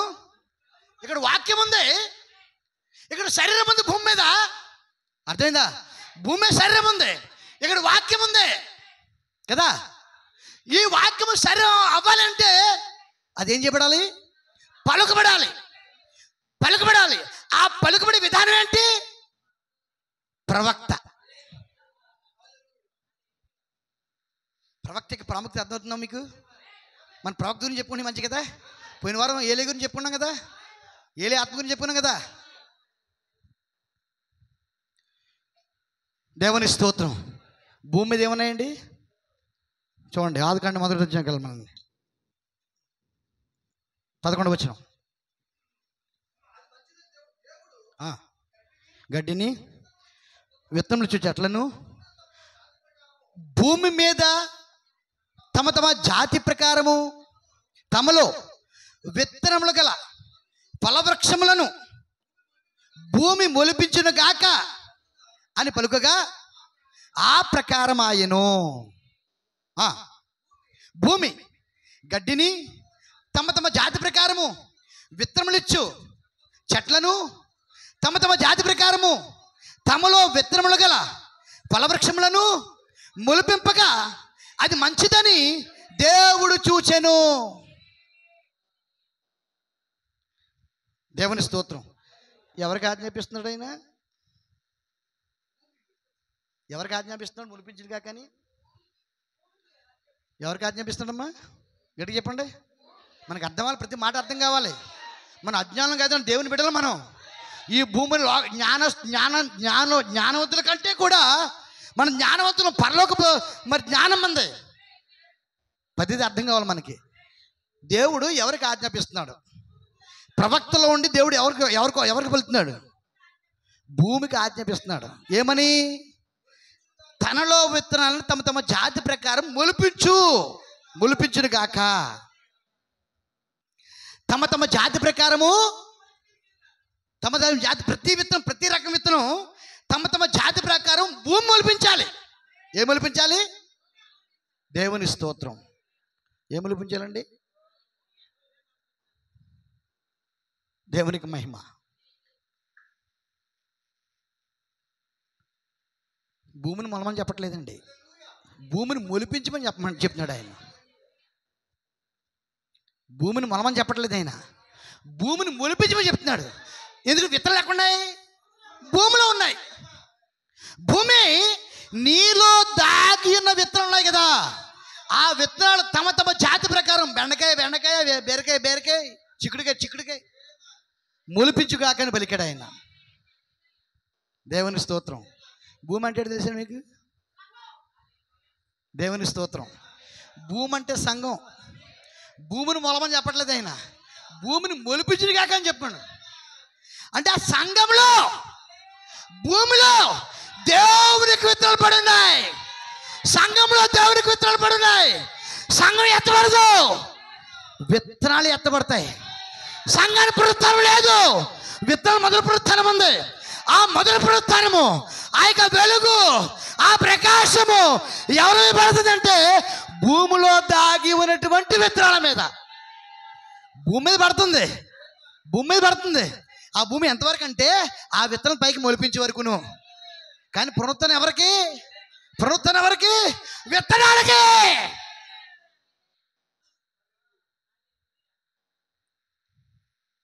అబ్బా, కూర్చుంటే సాయంత్రం చెప్పాలనిపిస్తుంది నాకు. దేవుని ఆత్మ అంతగా బలవంతం చేస్తుంది నన్ను. దేవుని స్తోత్రం. భూమికి కూడా కొంత ఆశీర్వదించాడు దేవుడు. భూమికి కూడా. ఎందుకు? తనలో ఉన్న విత్తనాలని ఏ మాయామర్మం లేకుండా మొలిపించింది కాబట్టి, మాయామర్మం లేకుండా ఇది మొలిపించేసింది కాబట్టి, ఆ దేవునికి మాటకు సహకరించింది కాబట్టి భూమికి కూడా విడుదల ఉంది. భూమి కూడా ఏముంది? విడుదల ఉంది. సంఘానికి కూడా రక్షణ ఉంది. శ్రమల ద్వారా వస్తుంది బయటికి. ఎలా వస్తుంది? శ్రమల ద్వారా వస్తుంది. కానీ విత్తనానికి అయితే మరణం లేదు. దేవునికి స్తోత్రం. విత్తనానికైతే శ్రమలు లేవు, మహాశ్రమలు లేవు. దేవునికి వాక్యం ద్వారా పునరుత్థానము, చిటికలో, కనురెప్పపాటులో శారీరక మార్పు, ఎత్తబాటు, రూపాంతరిత, శరీర మార్పు, మహిమ శరీరము. ఆహా, వాక్యం ఎంత గొప్పదండి, ఎంత ప్రశస్తమైనది. అందుకే దేవుడు నీ దగ్గర ముచ్చి ఉంటే అమ్మేసి వాక్యాన్ని కొనుక్కోమన్నాడు ఆయన. దేవుని స్తోత్రం కలుగునుగాక. సంఘం అంటే విత్తనం అంటే భూమి అంటే సంఘం. ఇక్కడ సంఘం ములుతలేదు. ఇక్కడ సంఘంలో ఉన్న విత్తనాలు మొలుస్తున్నాయి. ఆ విత్తనాలు మొలడానికి సంఘం ఉండాలి. అక్కడ విత్తనాలు పడేయడానికి దేవుడు భూమి ఉండాలి. అక్కడ భూమి కూడా దేవుని సృష్టే. భూమి కూడా, సంఘం కూడా దేవుడు ఏర్పాటు చేసిందే. కానీ ఉద్దేశం ఏంటి? దేవునికి విత్తనాలు అందులో పెట్టడం కోసం. దేవుని విత్తనాలు అందులో ఉన్నాయి. వాటికి పునరుత్థానం కోసం, వారికి జీవం కోసం, వాటిని వెలుగు తాకి పైకి లేపడం కోసం, దేవుని స్తోత్రం, వాటిని ఫలింప చేయడం కోసం కంపల్సరీ సంఘం ఉండాలి. ఎంతవరకు ఉండాలి? విత్తనాలు కొంచెం పైకి వస్తుంది మొలక, అంతవరకు భూమి సరిపోద్దా? నువ్వు తిరిగి జన్మించేవండి, ఇంకా సంఘంతో పని లేదు నీకు. వెంటనే చచ్చిపోతావు తెలుసు నీకు. వెంటనే చచ్చిపోతావు నువ్వు. నేను తిరిగి జన్మించాను దేవుని కుమారుడిని, ఇక నాకు భూమితో పని లేదు, సంఘంతో పని లేదంటే వెంటనే చచ్చిపోతావు. అంతే కదా.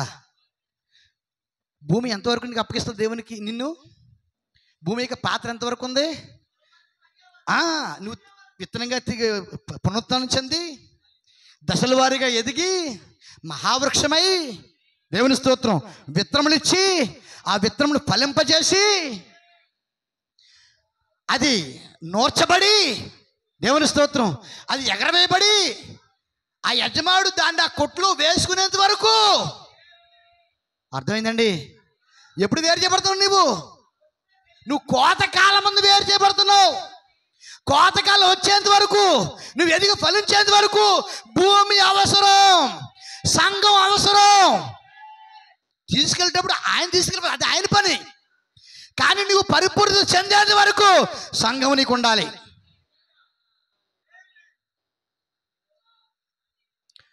పరిపూర్ణత నీ సంఘంలో నుండి వస్తుంది పైకి.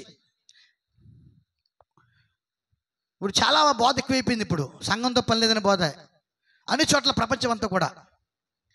నేను వధువుని సంఘంతో నాకు పని లేదు కూడా చచ్చిపోతావు నీవు. ఇది తెలుసా?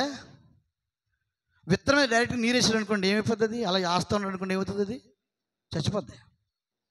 మొక్క మీద అలా నీళ్ళు వేస్తా ఉన్నాడు అనుకోండి చచ్చిపోద్ది.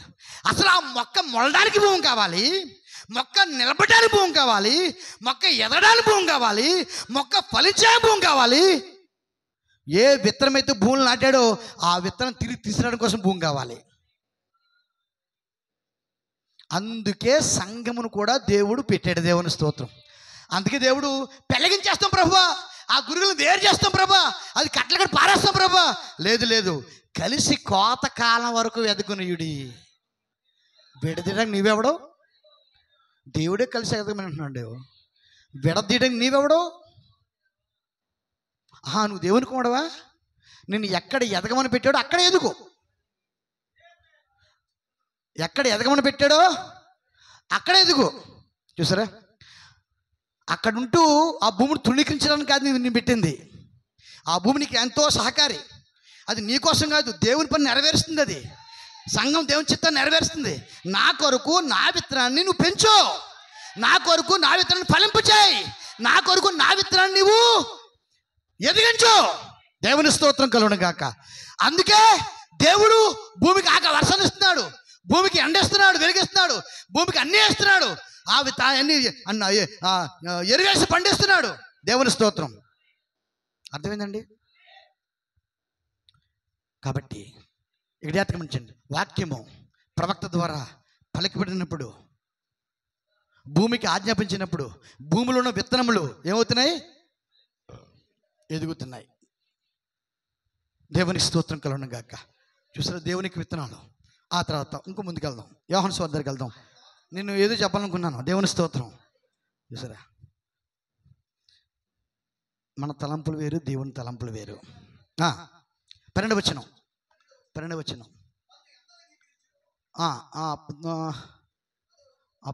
వచనం చదవండి. నిజమైన వెలుగుండెను, అది లోకంలోనికి వచ్చుచు ప్రతి మనుషుని వెలిగించుచున్నది. ఎలాగిస్తుందండి ప్రతి మనిషిని? నిజమైన వెలుగు ఉంది, అది లోకంలోకి వస్తుంది, ప్రతి మనిషిని ఎలా వెలిగిస్తుంది? అదంతా వెలిగించదండి. ఒకవేళ ఎక్కడ నువ్వు చీకట్లో అనుకో, వెలుగు తిరిగి వచ్చింది అనుకో, ఏమవుతావు? నువ్వు హార్ట్ అటాక్ చచ్చిపోతావు కదా. కరెంట్ పోయినప్పుడు సడన్గా ఒక వెలుగు వచ్చేసింది కిటికీలోంచి, ఏమైపోతావు నువ్వు? అయ్యో బాబు దేవుడు బాబు అనుకుంటావు నువ్వు కదా. అంతేనా కదా? అంటే ఆ వెలుగు మనుషులను వెలిగించడానికి వెలుగు ఏదో కావాలి. అది ఏ ప్రవక్త. వెలుగు ప్రవక్త దిగి వచ్చింది. ఆ వెలుగు ప్రవక్తలో ఉండి మనుషులను దర్శిస్తుంది. అది ఎవరిని దర్శిస్తుందండి? వెలుగు ప్రవక్తలో ఉండి మనుషులను, ప్రవక్త దగ్గరికి వెలుగు వస్తుంది, ప్రవక్త దగ్గరికి వెలుగు వస్తుంది. కానీ మన దగ్గరికి ఆ వెలుగు ప్రవక్త రూపంలో వస్తుంది. ఆ వెలుగు ఎలా వస్తుందండి? మోషే దేవునికి ప్రవక్త, అతను సేవకులకు సిద్ధంగా లేడు కాబట్టి దేవుడు ఏం చేశాడు? పొదలోకి వచ్చాడు, రెడీ అయ్యాడు. ఎవరు? దేనికి? సేవ కోసం ఎల్డర్ రెడీ అయ్యాడు. చూసారా? అప్పుడు వెలుగు ఎక్కడ ఉంది?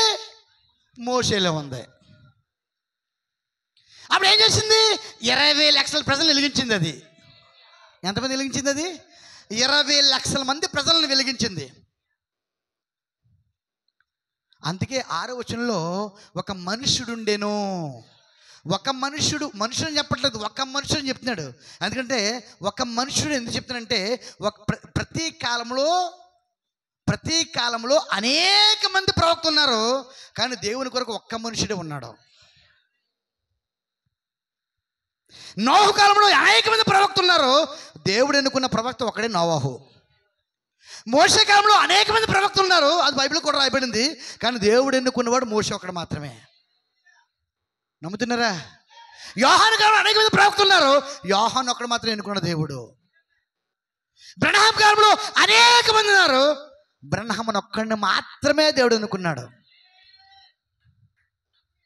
ఒక మనుష్యుడు. ఆయన ఇద్దరిని కలిగి లేడు, ఆయన ముగ్గురిని కలిగి లేడు, 10 మందిని కలిగి లేడు, గుంపుని కలిగి లేడు, ఒక్కడే కలిగి ఉన్నాడు ఆయన. ఇంకో మాట చెప్పంటారా? ఆ ఒక్క మనుషుని దేవుడు కలిగి ఉండి, ఒక్క మనుషుని కలిగి ఉండి గుంపుని దర్శించట్లేదు ఆయన. ఒక్క మనుషుడితో ఆయన గుంపుని దర్శించట్లేదు, గుంపులో ఉన్న వ్యక్తులను దర్శిస్తున్నాడు ఆయన. ఒక్కొక్కరిని దర్శిస్తున్నాడు ఆయన, ఒక్కొక్కరితో మాట్లాడుతాడు ఆయన, ఒక్కొక్కరి తన వెలుగు ప్రకాశింపజేస్తున్నాడు. దేవుని స్తోత్రం. నీవు వాక్యాన్ని గ్రహిస్తావు అంటే వెలుగుని గ్రహిస్తావు, నీ పక్కన సహోదరుడు వాక్యాన్ని గ్రహించలేడు. సహోదరి, నువ్వు వాక్యాన్ని గ్రహిస్తావు, నీ పక్కన సహోదరు మరొక సహోదరి వాక్యాన్ని గ్రహించలేదు. అంటే అందరిని వెలిగించట్లేదు ఆయన, అందరిని వెలిగించట్లేదు ఆయన. ఎందుకంటే సంఘం వధువు కాదు, సంఘము వధువు కాదు, సంఘం వేరు వధువు వేరు. ఆ సంఘంలోనే వధువు ఉంది, ఎంతవరకును? ఎత్తబడేంత వరకును. సంఘంలోనే వధువు ఉంది, సంఘంలోనే వధువు ఉంది. ఆ వధువు ఎంతవరకు? ఎత్తబడేంత వరకు ఉంటుంది. దేవుని స్తోత్రం. ఆయన ఆ వ్యక్తి ద్వారా, ఆ మనిషి ద్వారా ఆ సంఘంలో ఉన్నటువంటి వధువుకు వ్యక్తిగతంగా బయలుపరుచుకుంటాడు ఆయన. ఇక్కడ చాలామంది ఉన్నారు కదండి, చాలామంది ఉన్నారు ఇక్కడ, సహోదరులు చాలామంది ఉన్నారు, సహోదరులు. కానీ ఇక్కడ ఒక్క స్త్రీయే నా భార్య, ఒక్కరే నా భార్య. ఇక్కడ ఆమె నా సొత్తు. దేవుని స్తోత్రం కలుగును గాక. యేసుక్రీస్తు కూడా అంతే, యేసుక్రీస్తు కూడా అంతే. దేవుని స్తోత్రం. క్షమించండి, టైం అయిపోతుంది, ఇంకొక పోగొండ కావాలి.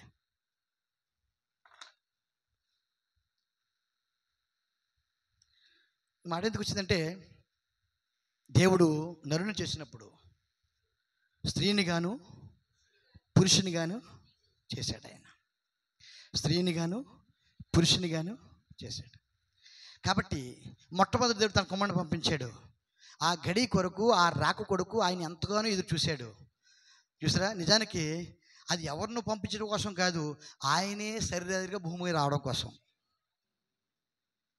దేవుని స్తోత్రం.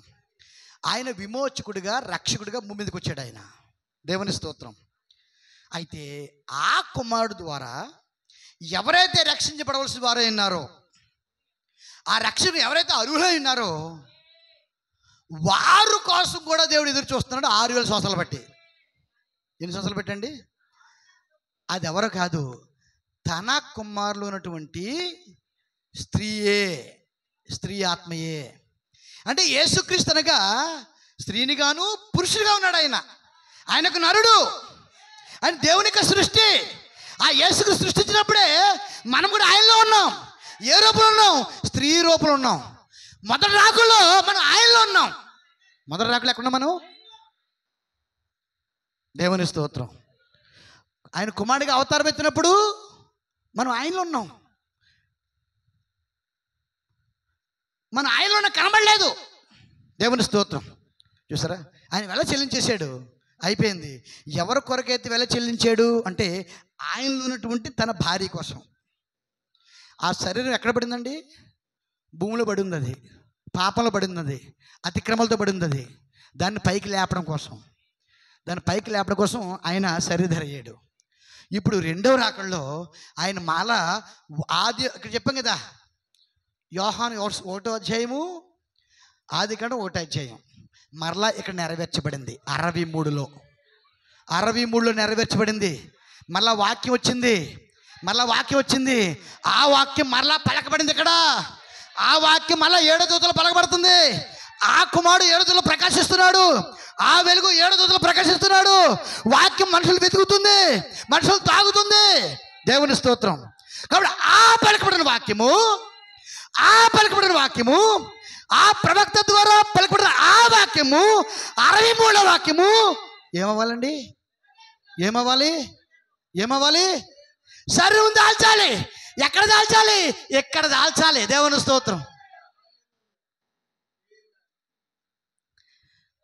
స్తోత్రం. ఇది ఎప్పుడైతే శరీరం దాల్చిందో ఆ గడియ కొరకు దేవుడు ఎదురు చూస్తూ ఉన్నాడు. అది మహత్తరమైన గడియ. అందులో సృష్టి యొక్క విమోచన ఉంది, అందులో సృష్టి యొక్క విడుదల ఉంది, సృష్టి యొక్క పాపంతా పోయే స్థితి అందులో ఉంది. దేవునికి స్తోత్రం కలుగును గాక. ఆ వాక్యం ఇక్కడ శరీరం దాల్చాలి. అంటే జాగ్రత్తగా గమనించండి. అంటే అక్కడ ఆ వాక్యము మొదటి రాకడలో పురుషుని రూపంలో శరీరం దాల్చింది. అదే వాక్యము, 2 వాక్యాలు లేవండి. అదే వాక్యము మరొక రాకడని కలిగి ఉన్నది. మరలా వస్తుంది, మరలా దిగొచ్చింది, పరిపూర్ణ దిగొచ్చింది, మరలా దిగొచ్చింది. ఇప్పుడు ఆ దిగొచ్చిన వాక్యము స్త్రీ రూపంలో ఎదుగుచున్నది. ఏ రూపంలో అండి? స్త్రీ. అంటే ఈ స్త్రీ కూడా ఆయనలో ఉన్నది కదా. మొదటి రాకడ పురుషుడి రూపంలో వచ్చింది ప్రాణం పెట్టడానికి. 2వ రాకడలో స్త్రీ రూపంలో వచ్చింది విమోచించబడ్డానికి. స్త్రీ రూపంలో వచ్చింది. అది దేవుని స్తోత్రం. అంటే మొదటి రాకడలో ఈ స్త్రీకి ఉన్న మనము ఆయనలో ఉన్నాము. ఇప్పుడైతే ఆయన మనలో ఉన్నాడు. ఎక్కడున్నాడు ఆయన? మనలో ఉన్నాడు. ఆయన మనలో ఉన్నాడు. దేవుని స్తోత్రం. ఇప్పుడు దేవుని యొక్క రూపము ఆయన శరీరమే. క్రీస్తు యొక్క శరీరమే దేవుని యొక్క రూపము. దేవుని స్తోత్రం కలుగును గాక. ఇప్పుడు చెప్పండి, రాకడలు 2, దిగొచ్చిన వాళ్ళు 2 కాదండి. ఎంతమంది చెప్పలు కొడతారు దీనికి? రాకడలు 2 రాకడలు. దిగొచ్చిన వాళ్ళు 2 కాదు. ఇద్దరంటారా? కాదే. ఇద్దరంటారా? కాదు. ఒకళ్ళే దిగొచ్చారు. మొదటి రాకలు ఎవరు దిగొచ్చారు? 2వ రాకలు ఆయన దిగొచ్చాడు. మొదటి రాకలు ఎవరు వచ్చారు? ప్రాణం పెట్టారు. 2వ రాకలు ఆయన దిగొచ్చాడు. మీ తెలుసా, ఆయన ప్రాణం పెట్టి అగాధంలోకి వెళ్ళాడు. చూసారా? మనం పైకి లేపబడుతున్నాం. మనం పైకి లేపబడుతున్నాం. ఎక్కడ లేపబడుతున్నాం అంటే ఎక్కడ నుండి తీయబడ్డామో, ఆదాములో నుండి అవ్వ ఎక్కడి నుండి తీయబడిందో, ఏ భాగం నుండి తీయబడిందో, ఏ స్థానంలో తీయబడిందో, మళ్ళీ అక్కడికే తిరిగి లేపబడి పెట్టబడతాం. దేవుని స్తోత్రం. అంటే 2 కాదు కదా. ఆదాము ఆయన ఎవరు? అంతేనా? ఇంకో సమయం నాకు మళ్ళీ ఆదికాండకి వెళ్దాం.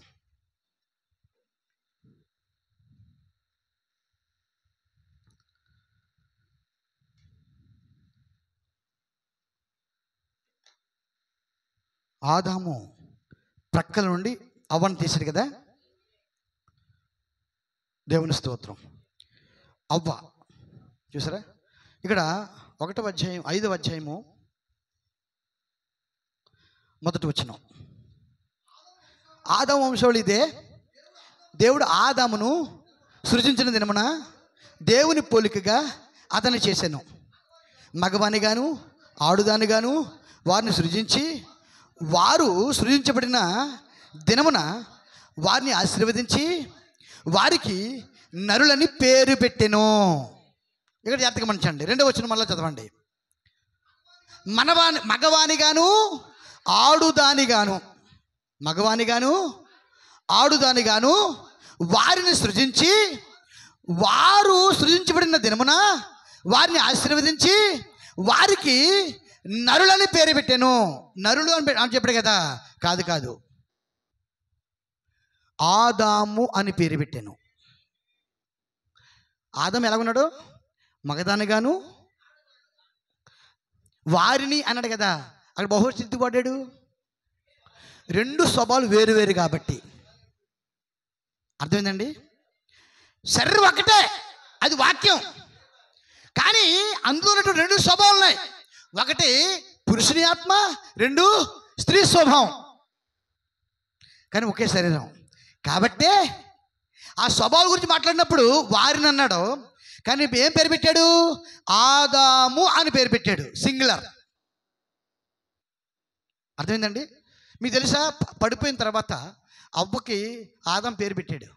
ఏం పేరు పెట్టాడు? ఆ స్త్రీకి అవ్వ అని పేరు పెట్టాడు. ఆ స్త్రీకి తన భార్యకి ఏం పెట్టాడు? ఆదాము అవ్వ అని పేరు పెట్టాడు. అవ్వని పడిపోయిన తర్వాత ఆదాం పిలుచుకున్నాడు కదా, ఆదాం పిలుచుకున్నాడు. కానీ దేవుని స్తోత్రం, చూస్తారా? మరి వారికి ఆదాము దేవుడు ఏం పేరు పెట్టాడు? ఆదాం అవ్వ కలిసి దేవుడు ఏం పేరు పెట్టాడంటే ఆదాం అని పేరు పెట్టాడు ఆయన. అదేనండి. అయితే ఎప్పుడైతే వాక్యము నీలో శరీరధరిందో, వాక్యము నీలో శరీరధరిందో, అప్పుడు నువ్వేమేంటండి, అంతవరకు సంఘం అయి ఉండొచ్చు, కానీ అప్పుడు నువ్వు ఆయన భార్య, శ్రీమతి యేసుక్రీస్తు. ఏంటండి అది? శ్రీమతి యేసుక్రీస్తు అంటే యేసుక్రీస్తు. శ్రీమతి ఎందుకన్నారు? యేసుక్రీస్తే. కానీ ఆమె స్త్రీ రూపంలో ఉంది కాబట్టి శ్రీమతి అన్నారు అంతే.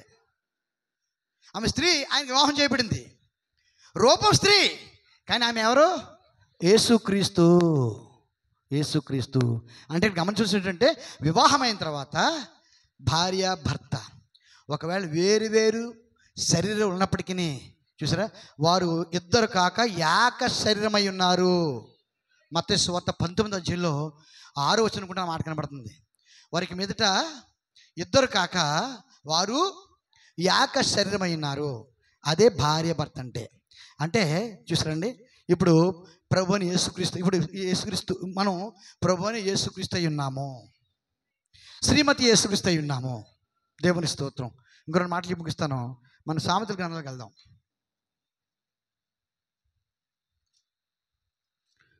అందుకే ఎన్నడు ఎప్పుడు కలలో కూడా నీ భార్య నీకంటే ఇంత కూడా తక్కువ కాదు. నువ్వేమై ఉన్నావో, అన్నమాట ఎంతమందికి అర్థమవుతుందండి? నీవేమై ఉన్నావో నీ భార్య కూడా అదై ఉన్నది. కళలో కూడా ఊహించవద్దు, కళలో కూడా ఊహించవద్దు, అసలు కళ కూడా కనొద్దు. నువ్వు కళ కూడా కనొద్దు. నీ భార్య నీవై ఉన్నావు. నువ్వేమై ఉన్నావో నీ భార్య అదైనది. నీవేమై ఉన్నావో నీ భార్య అదైనది. ఈరోజు మనము ఆయన భార్య ఎలా మార్చబడుతున్నాం, ఆయన భార్య ఎలా సిద్ధపడుతున్నాం? దేవుడు ఇందాక మంచి వాక్యము పలికినప్పుడు అని చెప్పాం కదా. ఎక్కడ పలుకుతున్నాడు? ప్రవక్తలు పలుకుతున్నాడు, అక్కడ పలుకుపడుతున్నాడు. చూసారండి. అందుకని ఇక్కడ కూడా దేవుడు 7 ఉరుములు పలికినప్పుడు అది వధువును తయారు చేస్తుంది. అది వధువును సృష్టించింది. ఇక్కడ వధువు సృష్టించబడుతుంది. ఎలాగా? 7వ దూత ద్వారా 7 ఉరుములు పలకబడినప్పుడు. దేవునికి స్తోత్రం కలుగును గాక. చూసారా? కాబట్టి నువ్వేమై ఉన్నావో నీ భార్య అదే అయినది. యేసుక్రీస్తు ఏమై ఉన్నాడో ఆయన భార్య అదే అయినది. ఎన్నడూ తక్కువ కాదు. చూసారా? చూడండి 18వ అధ్యాయం 22వ వచనం. భార్య దొరికిన వానికి ఏం దొరికిందంటండి? ఏం దొరికింది? నా పరువు తీసేస్తుందంట చాలామంది.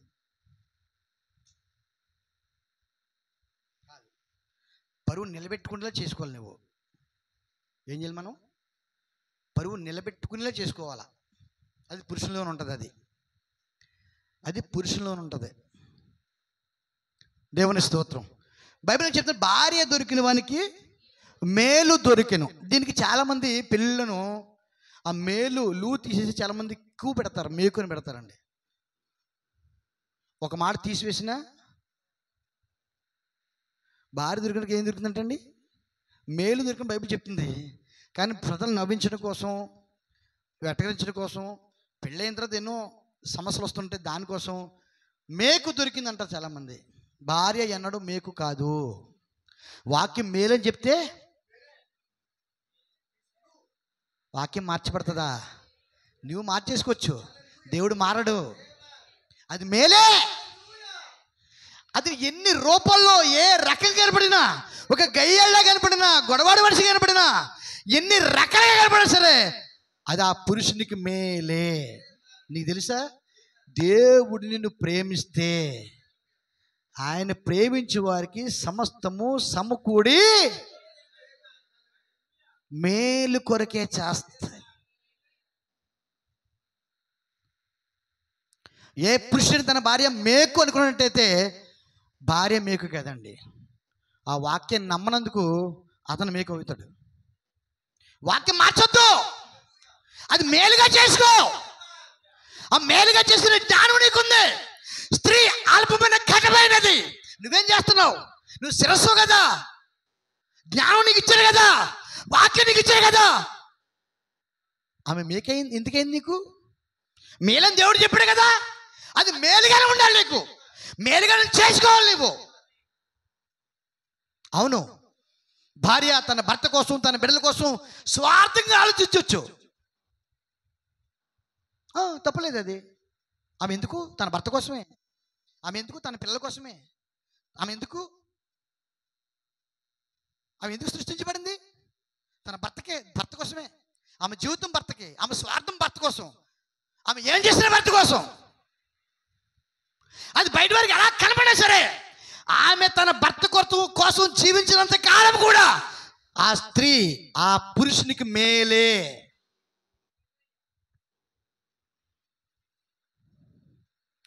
అందుకే బైబిల్ చెప్తుంది, జ్ఞానముతో వారితో కాపురం చేయండి. అంటే నీ కాపురం చేయడం రాలేదనమాట. వాక్యం తప్పిపోదు. వాక్యం తప్పిపోతే నీకు కాపురం చేయడం రాలేదు ఆమెతో. నా మాటలు చాలా కట్టిన, నా మాటలు కాదండి, దేవుడి మాటలు ఇవి. దేవునికి స్తోత్రం కలవడు కాక. వాక్యం చెప్తుంది అది మేలే.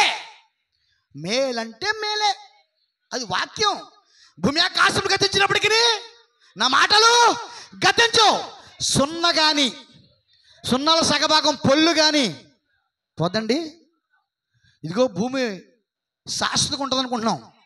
శాశ్వతంగా ఉండే భూమి కూడా గతించిపోద్ది. ఆకాశం శాశ్వతంగా ఉంటుంది అనుకుంటున్నాం. ఆ శాశ్వతంగా ఉండే ఆకాశం కూడా గతించిపోద్ది. దేవుని స్తోత్రం.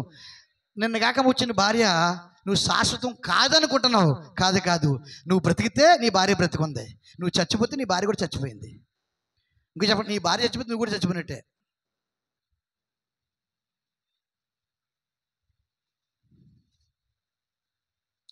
యేసుక్రీస్తు తన భార్య చచ్చిపోయింది కనుక ఆయన చచ్చిపోయి రక్షించుకున్నాడు. నమ్ముతున్నారా? అది వాక్యమేనా? తన భార్య కోసం చచ్చిపోయాడు. వాక్యాన్ని నమ్మలేక చచ్చిపోయింది, వాక్యాన్ని అవిశ్వసించి చచ్చిపోయింది. కానీ భర్త అయితే ఆదామైతే యేసుక్రీస్తే తన భార్య కోసం చచ్చిపోయాడు. ఆ యేసుక్రీస్తు అయితే తన భార్య కోసం చచ్చిపోయాడు, చచ్చిపోయి రక్షించుకున్నాడు. నువ్వేం చచ్చిపోవట్లేదు? నీ భార్య తప్పిపోయిందా? రక్షించుకో, నీ బాధ్యత అది. నేరం వేయద్దు, తప్పిపోయింది అనొద్దు, దెయ్యం అనొద్దు, సాతాను అనొద్దు, గయ్యాలు అనొద్దు. వాక్యం ఎలా చెప్పట్లేదు? మేలు నీకు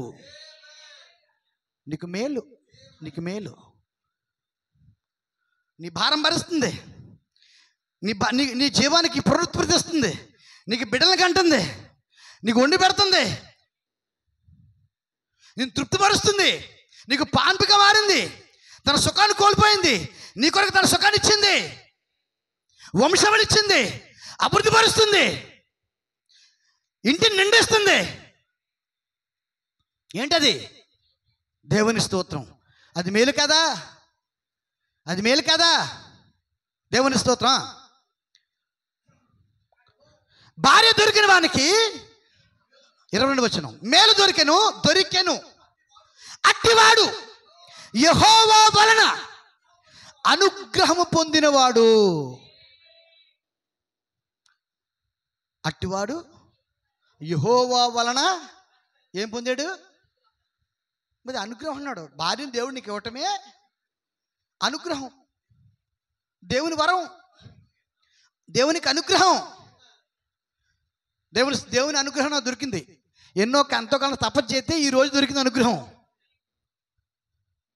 ఏ తపస్సు చేయకుండానే మేలు రూపములో దేవుడు నీకు అనుగ్రహించాడు. మేలుని భార్య రూపంలో ఇచ్చాడు. ఆయన మేలుని భార్య రూపంలో ఇచ్చాడు.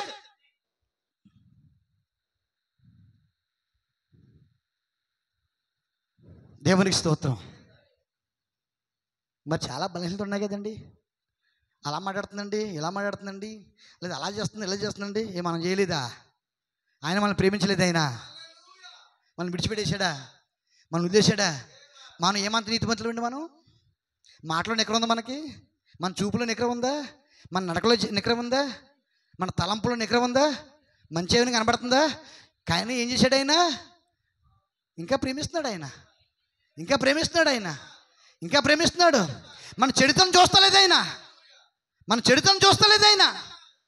మన పాపం చూస్తలేదు ఆయన. మన అతిక్రమం చూస్తలేదు ఆయన. మన అవినీతి చూస్తలేదు ఆయన. ఆయన ప్రేమలో ఏం కనబడతలేదు ఆయనకి. మన తప్పులు కనబడతలేదు, మన పాపాలు కనబడతలేదు, మన అతిక్రమం కనబడతలేదు, మన అబద్ధాలు కనబడతలేదు. అయినా ప్రేమిస్తున్నాడు ఆయన.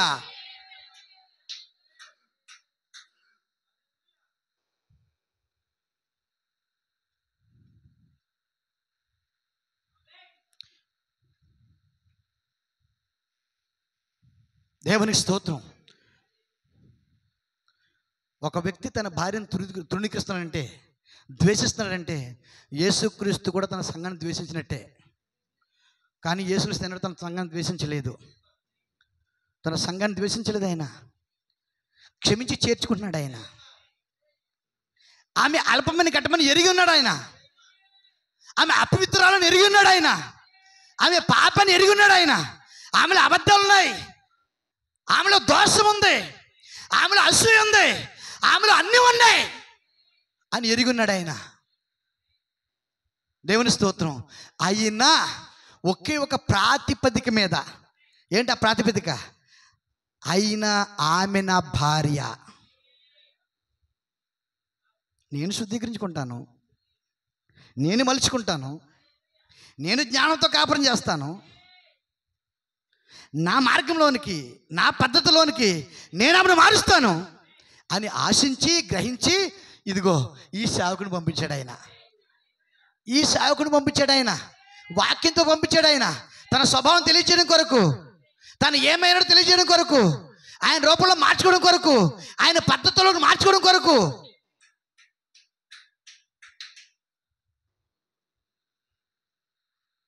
కానీ మనం చాలా చాలా చాలా సింపుల్గా మన భార్యను తృణీకరిస్తున్నాం. మనం అంటే నీ శరీరాన్ని మొక్కలు చేసుకుంటున్నావు. నువ్వు ఒకవేళ నీ శరీరం నుండి నీ చేయి నువ్వు కోసినట్లయితే అది కులిపోయి చచ్చిపోతే నీవు అంగవైకల్యం నిలబడుకుంటావు. నీవు ఒకవేళ నీ చేతిని నీ శరీరం నుండి నీ కాలు నరకేసినట్లయితే ఆ కులిపోయి పాడైపోతే నీవు సొట్టోడుగా ఉంటావు. నీవు ఒక చెవి తీసుకున్నట్లయితే నీవు చెవిటోడుగా ఉంటావు. ముక్కు తీసుకున్నట్లయితే తప్పుడు ముక్కు నిలబడి ఉంటావు. అది ఎప్పుడైతే నరికేసో కులిపోయి చచ్చిపోతుంది, పాడైపోద్ది. కానీ నీవు మాత్రం మనుషువు కాదు, ఇక పరిపూర్ణుడు కాదు. నీవు అంగవైకల్యం గలవాడవు. కానీ యేసు అలా ఉండకూడలేదు.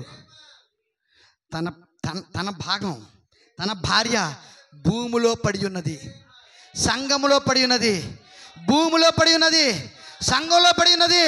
వర్తమానం పిలిచాడు, పలికాడు, వాక్యం ఇచ్చాడు, వెలిగించాడు, జీవం ఇచ్చాడు.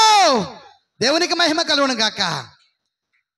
ఆ పద్ధతి ద్వారా తీసుకుని తన ప్రక్కన పెట్టుకున్నాడు. దేవుని స్తోత్రం. తన ప్రక్కలో చేర్చుకున్నాడు.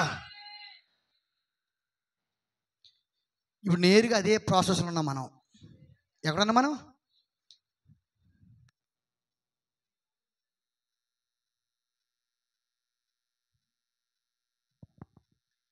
నీ భార్యకు అసలు తల్లిని చెడుగా చెప్పిన, నీ భార్యకు అసలు తోపుడు చెడుగా చెప్పిన, ఆమె నీకు కీడు చేయనంత కాలం ఆ మంచిదే, నీకు మేలే. ఆమె నీకు కీడు చేయనంత కాలం, ఆమె నీకు కీడు చేయనంత కాలం ఆ మంచిదే. దేవుని స్తోత్రం. చూసారా? అంతకు యేసు ఏం చేసినట్టే తన భార్యను చంపుకోవట్లేదు, ఏం చేస్తాడు తెలుసండి? ఏం చేస్తాడండి? సరి చేసుకుంటున్నాడు ఆయన. చంపుకోవట్లేదు ఆయన, అవమానపరచట్లేదు ఆయన, తృణీకరించట్లేదు ఆయన. ఏం చేసుకుంటాడు ఆయన? బాధ్యతతో సరి చేసుకుంటున్నాడు ఆయన. భార్య భర్తల మధ్య ఏముండాలండి? సరి చేసుకున్నట్టు ఉండాలి. భార్య భర్తల మధ్య ఏముండాలండి? సరి చేసుకున్నట్టే ఉండాలి. చూసారా, దేవుడు మనం చంపట్లేదు, ఏం చేస్తున్నాడు ఆయన? సరి చేస్తున్నాడు ఆయన. సరి చేస్తున్నాడు. ఇలా ఉండాలి, ఇలా ఉండాలి, ఇలా ఉండాలి, సరి చేస్తున్నాడు. దేవునికి మహిమ. కుటుంబంలో చిన్న చిన్న ఉండాలి. మన మనుషులు కాబట్టి ఒక్కొక్క అభిప్రాయం కలిగి ఉంటాం. మన అభిప్రాయం ఎదుటి నప్పకపోవచ్చు, ఆ వాళ్ళ అభిప్రాయం ఇంకొకరు నప్పకపోవచ్చు. ఎవరి అభిప్రాయాలు నప్పకపోయినా సరే బంధాలు మాత్రం విడిపోవు. బంధాలు మాత్రం ఎన్నడూ కూడా విడిపోవు. ఒకవేళ ఏ పురుషుడైనా తన భార్య విషయంలో మూడో వ్యక్తి ఎవరి మాటను విని తన భార్యని అలక్ష్యం చేసినట్లయితే, దేవుని స్తోత్రం, అందులోకి అది ఎవరైనా కావచ్చు, లోపల దూరుతుంది. చూసారా, వారు ఇరువురు ఏక శరీరము అనే వాక్యాన్ని బద్దలు చేస్తుంది. దానికి అవకాశం ఇచ్చిన వారు ఆ భార్య లేదా భర్త. మీ విషయంలో ఎవ్వరి మాట వినద్దు. నీ భార్య తప్పు కనపడిన సరే నువ్వు గద్దించు, చూసారా, కానీ వాళ్ళది చెడుగా మాట్లాడద్దు, తగ్గించి మాట్లాడద్దు. లేదా నీ భర్త కోసం వారి దగ్గర తగ్గించి మాట్లాడద్దు. దేవుని స్తోత్రం. ఎందుకంటే నీవంటే నీ భార్య, నీ భార్య అంటే నీవైనావు. క్రీస్తు శరీరము ఏకమైనది, ఏక శరీరమైనారు వాళ్ళు, ఏక శరీరమై ఉన్నారు. దేవుని స్తోత్రం కలుగును గాక. చూసారా, అట్టివారు అనుగ్రహం పొందినవాడు. ఇంకో మాట చదువుకుందామా? 19వ అధ్యాయము. ఈ వివరంగా అనుకున్నాను కానీ దేవుడు ఆదిలో తీసుకెళ్ళిపోయింది అన్నావు. ఈ వివరంగా అనుకున్నాను కానీ దేవుడు ఆదిలో ఇస్తే దేవుని చిత్తం ఏదైనా వాక్యమే. ఇంకా లోతుకి వెళ్ళాం కదా మనం, సంతోషం. 14 వచ్చిన 19, 14 గృహమును విత్తమును. గృహమును విత్తం అంటే ఏంటి తీసండి? ట్రెజర్ అంటే ధనము, కలిమి. గృహం మన తండ్రి తల్లి కట్టవచ్చు, డబ్బు మన తల్లిని సంపాదించవచ్చు. కానీ విత్తమును, పితరిచిన స్వాస్థ్యము, ఆస్తి, సుబుద్ధి గల భార్య యెహోవా యొక్క దానము. ఏంటంటే సుబుద్ధి గల భార్య యెహోవా యొక్క దానము. దేవుని స్తోత్రం కలుగును గాక. యెహోవా యొక్క దానము, గిఫ్ట్, దేవుని యొక్క దానము, సుబుద్ధి గల భార్య. మరొక లేఖనం చదువుకుని ముగించుకుందాం ప్రియ సోదరులారా, మన సమయం అయిపోయింది. ఒక్క నిమిషం.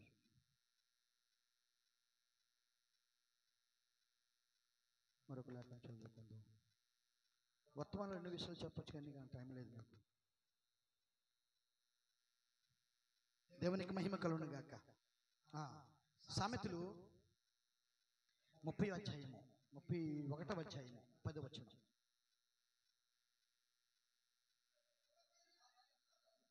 ఏమండి? గుణవతి అయిన భార్య దొరుకుట అరుదు, అట్టిది ముత్యము కంటే ఎటువంటిదండి? దేనికంటేని? ముత్యము కంటే. ఎవరు? గుణవతి అయిన భార్య. అట్టిది ముత్యము కంటే అమూల్యమైనది. ఇంకా కింద చదివితే మీరు ఇంటికి చదువుకునే టైం లేదు నాకు. ఆమె ఎటువంటిదో అది తెలియజేస్తుంది.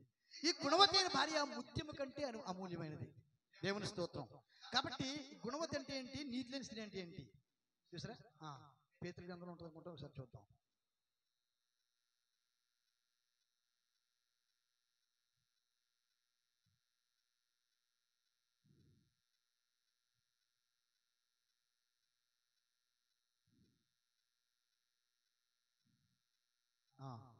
మూడవ అధ్యాయము 1 పేతురు.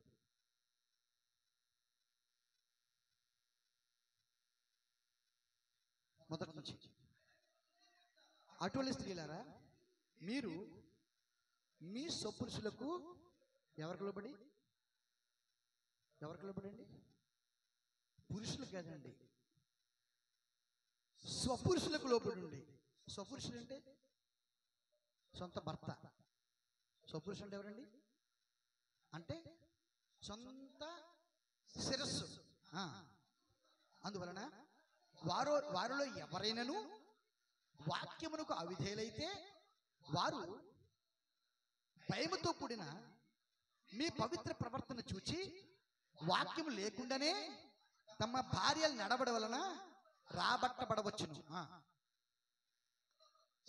జడలు అల్లుకున్నటయు, బంగారు నగలు పెట్టుకున్నటయు, వస్త్రములు ధరించుకున్నటయును, వెలుపటి అలంకారము మీకు అలంకారముగా ఉండక సాధువైనట్టు మృదువైనట్టునైనా గుణమును అక్షయ అలంకారము గల మీ హృదయపు అంతరంగ స్వభావము మీకు అలంకారముగా ఉండవలెను.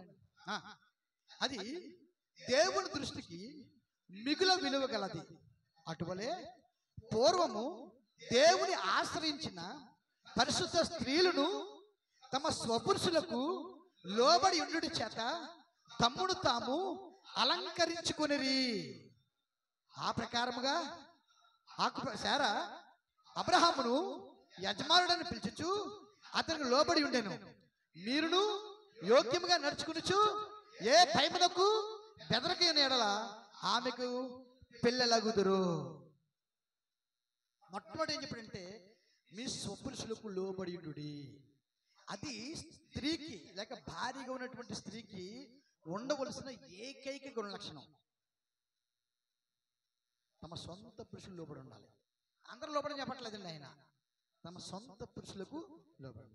ఇక్కడ ఏం చెప్తుండ, జడలు అల్లుకోవటం, బంగారు నగలు పెట్టుకోవటం, వస్త్రములు ధరించుకున్నట్టయు, వెలుపటి అలంకారం మీకు అలంకారంగా ఉండక అంటున్నాడు ఆయన. అంటే మనిషి అలంకరించుకోవడం అన్ని చేసుకుంటాడు కదా, చూసారా? నిజానికి అంటే వద్దని కాదండి, ఆ అలంకారముగా ఉండక మరొక అలంకారం చెప్తున్నాడు. చూసారా? సాధువైనట్టు మృదువైనట్టు గుణమును అక్షయ అలంకారము గల మీ హృదయపు అంతరంగ స్వభావము మీకు అలంకారముగా ఉండవలెను. దేవుని స్తోత్రం. ఈ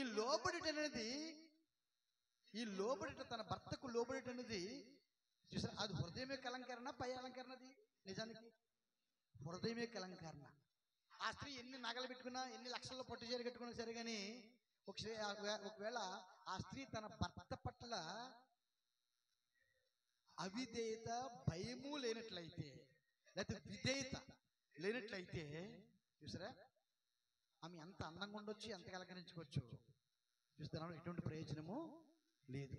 కాబట్టి నువ్వు మరి తక్కువ ఖరీదు బట్టలు కట్టుకున్నా సరే, లేకపోతే నీ స్తోమత బట్టి ఎంత కట్టుకున్నా సరే, చూసారా, నీ గుణము లేకపోతే నీవు నీ భర్తకు లోబడి ఉండాలి. అదే అక్షయముగు అలంకారము. దేవుని స్తోత్రం. కాబట్టి ఇక్కడ ఒక మాట చెప్తాను, జాగ్రత్తగా గమనించండి.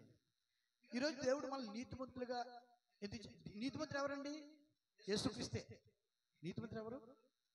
మరి దేవుడు మనల్ని కూడా నీతిమంతులు చేశాడు. ఎందుకు చేశాడు?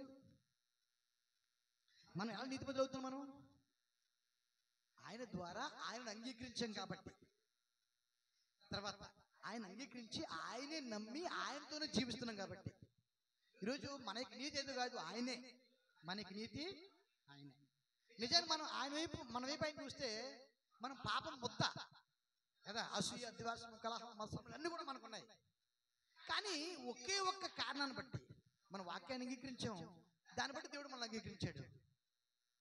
అప్పుడు దేవుడు ఆయన నీతిగా మనం చేశాడు. ఆయన అంటే మనకి ఏదైతుందో అంత పట్టించుకోవట్లేదు, తర్వాత అటు సంగతి పడతాడు, అటు మారుతాడు. కానీ మొట్టమొదటిగా మనము ఆయన అంగీకరించడాన్ని బట్టి చూసారా, మనం నీతి అవుతున్నాం, దేవునికి నీతి అవుతున్నాం మనం, అంతే కదా. మనం దేవునికి నీతి అవ్వాలంటే కారణం ఏంటంటే దేవుని అంగీకరించడాన్ని బట్టి మనం దేవునికి నీతి అవుతున్నాం. అలాగే ఒక స్త్రీ ఆ పురుషుని వివాహం ద్వారా అంగీకరించడాన్ని బట్టి ఆమె ఆ పురుషుని విషయంలో నీతిమంతురాలుగా ఉన్నది. ఆ స్త్రీ ఆ భర్త విషయంలో నీతిమంతురాలుగా ఉన్నది. ఆ స్త్రీకి ఎన్నో గుణలక్షణాలు ఉండొచ్చు, కానీ ఆ భర్తకు ఆమె ఎంతవరకు నీతిమంతురాలుగా ఉంటుందంటే తన భర్తను నమ్మి తన భర్తతో జీవించినంత, నమ్మకంగా జీవించినంత కాలము కూడా ఆమె తన భర్తకు నీతిమంతురాలే. దేవుని స్తోత్రం. తన భర్తకు నీతిమంతురాలే. చూసారా, ఆమె నీతి ఎప్పుడు కోల్పోతుంది? ఆమెకి నీతి ఎప్పుడు కోల్పోతుందండి? పురుషుడు కానీ స్త్రీ కానీ నీతి ఎప్పుడు కోల్పోతారు? ఆ భర్తకి నమ్మకంగా లేనప్పుడు. అంటే ఈ పురుషుడు వేరొక స్త్రీని ఆశ్రయించినప్పుడు, లేకపోతే ఈ స్త్రీ మరొక పురుషుని ఆశ్రయించినప్పుడు వారి వారి ధర్మంలో నీతి కోల్పోతున్నారు. దేవుని స్తోత్రం. చూసారా, అలాగే ఈరోజు కూడా నీవు కూడా కొంతకాలం వాక్యాన్ని నమ్మి వాక్య ప్రకారం జీవించి నీ జీవితాన్ని తారపోసుకుని ఆ తర్వాత మళ్ళా నువ్వు ఆ నీతిని కోల్పోవచ్చు. అవును, జరుగుతుంది. అలాగా చాలా మంది 20 సంవత్సరాలు 30 సంవత్సరాలు బిడ్డలు కానీ కాపరాలు చేసి వ్యభిచారం చేయట్లేదా? చేస్తున్నారు కదా. అంటే నీతి కోల్పోతున్నారు కదా, నీతిలో నిలవడి అయిపోతున్నారు కదా, పురుషులు కానీ స్త్రీలు కానీ. ఈ సంఘం విషయం కూడా అదే జరుగుతుంది, సంఘం విషయం కూడా అదే జరుగుతుంది. కానీ ఆమె నీతిమంతురాలుగా ఎప్పటికీ ఎలా ఉంటుందంటే, తన జీవితకాలం అంతయు ఆయనతోనే ఉన్నప్పుడు, మనం కూడా మన జీవితకాలం అంతయు వాక్యముతోనే నిలిచినప్పుడు, దేవుని స్తోత్రం కలుగును గాక, అంతవరకు ఆమె నీతిమంతురాలే. చూసారా, ఈ లోపల మన దేవునితో నిలబడ్డాం, వాక్యాన్నేమో నీతిమంతులు తీర్చబడ్డాం. కానీ మనలో అసూయలు ఉందా లేదా? ఉంది. అందరూ చెప్పండి. మీరు అబద్ధం ఆడదు. దేవుని సన్నిధి కొంత అసూయ ఉంది. నీ బిడ్డల కోసమైనా అసూయ ఉంది. నీ బిడ్డల కోసమైనా అసూయ ఉంటుంది. నీ భార్య కోసమైనా కొంత అసూయ ఉంటుంది. స్వార్థం ఉంటుంది, ఉండదా? ఒప్పుకుని విడిచిపెట్టు, ఒప్పుకుని కూడా ధనుడు అన్నాడు ఆయన. ఉండి లేదని చెప్పొద్దు. దేవుని సన్నిధి మన హృదయం దేవుడు చూస్తున్నాడు. అది తప్పని చెప్పట్లేదు ఆయన. అది ప్రమాదకరంగా ఉండకూడదు అంతే. ఇతరులకి అది కీడు చేసే విధంగా ఉండకూడదు. దేవుడు కూడా స్వార్థం చూపించలేదా? దేవుని స్వార్థం ఉందండి, ఉంది. మనల్ని రక్షించుకున్నాడు ఆయన, అందరూ విడిచిపెడుతున్నాడు ఆయన. మనకంటే ఉపవాస లెక్కలు చేసి ఉన్నారు, మనకంటే మీటింగ్ లెక్కలు పెట్టిన ఉన్నారు. నువ్వు దేవుని కోడి కోసం లెక్కలు వేస్తున్నావు, నువ్వు రాసుకుంటున్నావు, లెక్కలు వేసుకుంటున్నావు. లెక్క వేయకుండా చేతికి అడ్డు లేకుండా దేవునికి ఇచ్చిన ఉన్నారు. యథార్థంగా ఆస్తులే అపోస్తుల పాదాల దగ్గర పెట్టి ఉన్నారు. ఇంత ఎక్కువైపోయింది, ఇంత ఎక్కువ ఇచ్చేసిన అనుకోండి, ఎవరు లేరు ఇక్కడ. మరి అలాంటి వాళ్ళు విడిచిపెట్టి వాళ్ళు వదిలేశాడు దేవుడు లేదా? వదిలేశాడు లేదా? ఎంత యథార్థకున్నారు వాళ్ళు. మీటింగ్లు పెడతారు, లక్షలు ఖర్చు పెడుతున్నారు. సంఘస్థులు ఎంతో ధారాళంగా ఉంటారు. ఎన్నో మీటింగ్స్ పెడతారు, సేవకుడి పట్ల కానీ, లేక దేవుని పట్ల కానీ, పరిచర్య పట్ల కానీ. మరి వారి ఆస్తులు, వారికున్న కార్లు, వారికున్న ఇళ్ళు సమర్పించి వారు దేవుని కొరకే బ్రతుకుచున్నాము అన్నట్టుగా, మా కోసం మేము బ్రతుకుతలేదు, ఈ జీవితం దేవుని కొరకే అన్నట్టుగా వారికి ఇచ్చిన బిడ్డలు కానీ, వారికి ఇచ్చిన గృహాలు కానీ, వారికి ఇచ్చిన కార్లు కానీ దేవుని కోసం, దేవుని సేవల కోసం, లేక పరిచర్య కోసం వాడి ఉపయోగిస్తూ, వాళ్ళు చేస్తూ, వాళ్ళు ఎంత స్థాయిలో సరే తగ్గించుకుని. చూసారా, దేవుని పరిచర్య చేసిన వాళ్ళు వర్తమానంలో కంటే డినామినేషన్లో చాలా మంది ఉన్నారండి. మీరు హెబ్రోన్కి వెళ్ళండి, మీరు చాలా పరిశుద్ధంగా ఉంటారు. చూసారా, వాళ్ళతో పాటు పోలిస్తే మన పరిశుద్ధత ఎందుకు పనికిరాదు. చాలా డిగ్నిఫైగా ఉంటారు, చాలా హై రేంజ్లో ఉంటారు, స్థాయిలో ఉంటారు, పెద్ద ఉద్యోగస్తులు, వ్యాపారస్తులు ఉంటారు. కానీ దేవుని సందుకు వచ్చినప్పుడు ఎంతో తగ్గించుకుంటారు. దేవుని విషయం అన్ని విషయాల్లో తగ్గించుకుంటారు. సామాన్యతను, తగ్గింపును అక్కడే చూడొచ్చని మనం,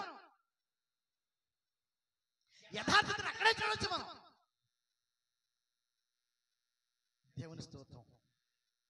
కానీ మన విషయంలో వాటిని పట్టించుకోవట్లేదు ఆయన. మన విషయంలో వాటిని చూడనట్టు విడిచిపెడుతున్నాడు ఆయన. వాటిని సరి చేసుకుంటాను. కానీ ఏ ప్రాతిపదిక మీద ఇంకా దేవుడు మనతో ఉన్నాడంటే, నీవు ఆయన ప్రవక్త ద్వారా పంపించబడిన వాక్యాన్ని చేర్చుకున్నావు. అదే నిన్ను ఆయనతో నిలబడేట్లుగా చేసిన అర్హత అయినది.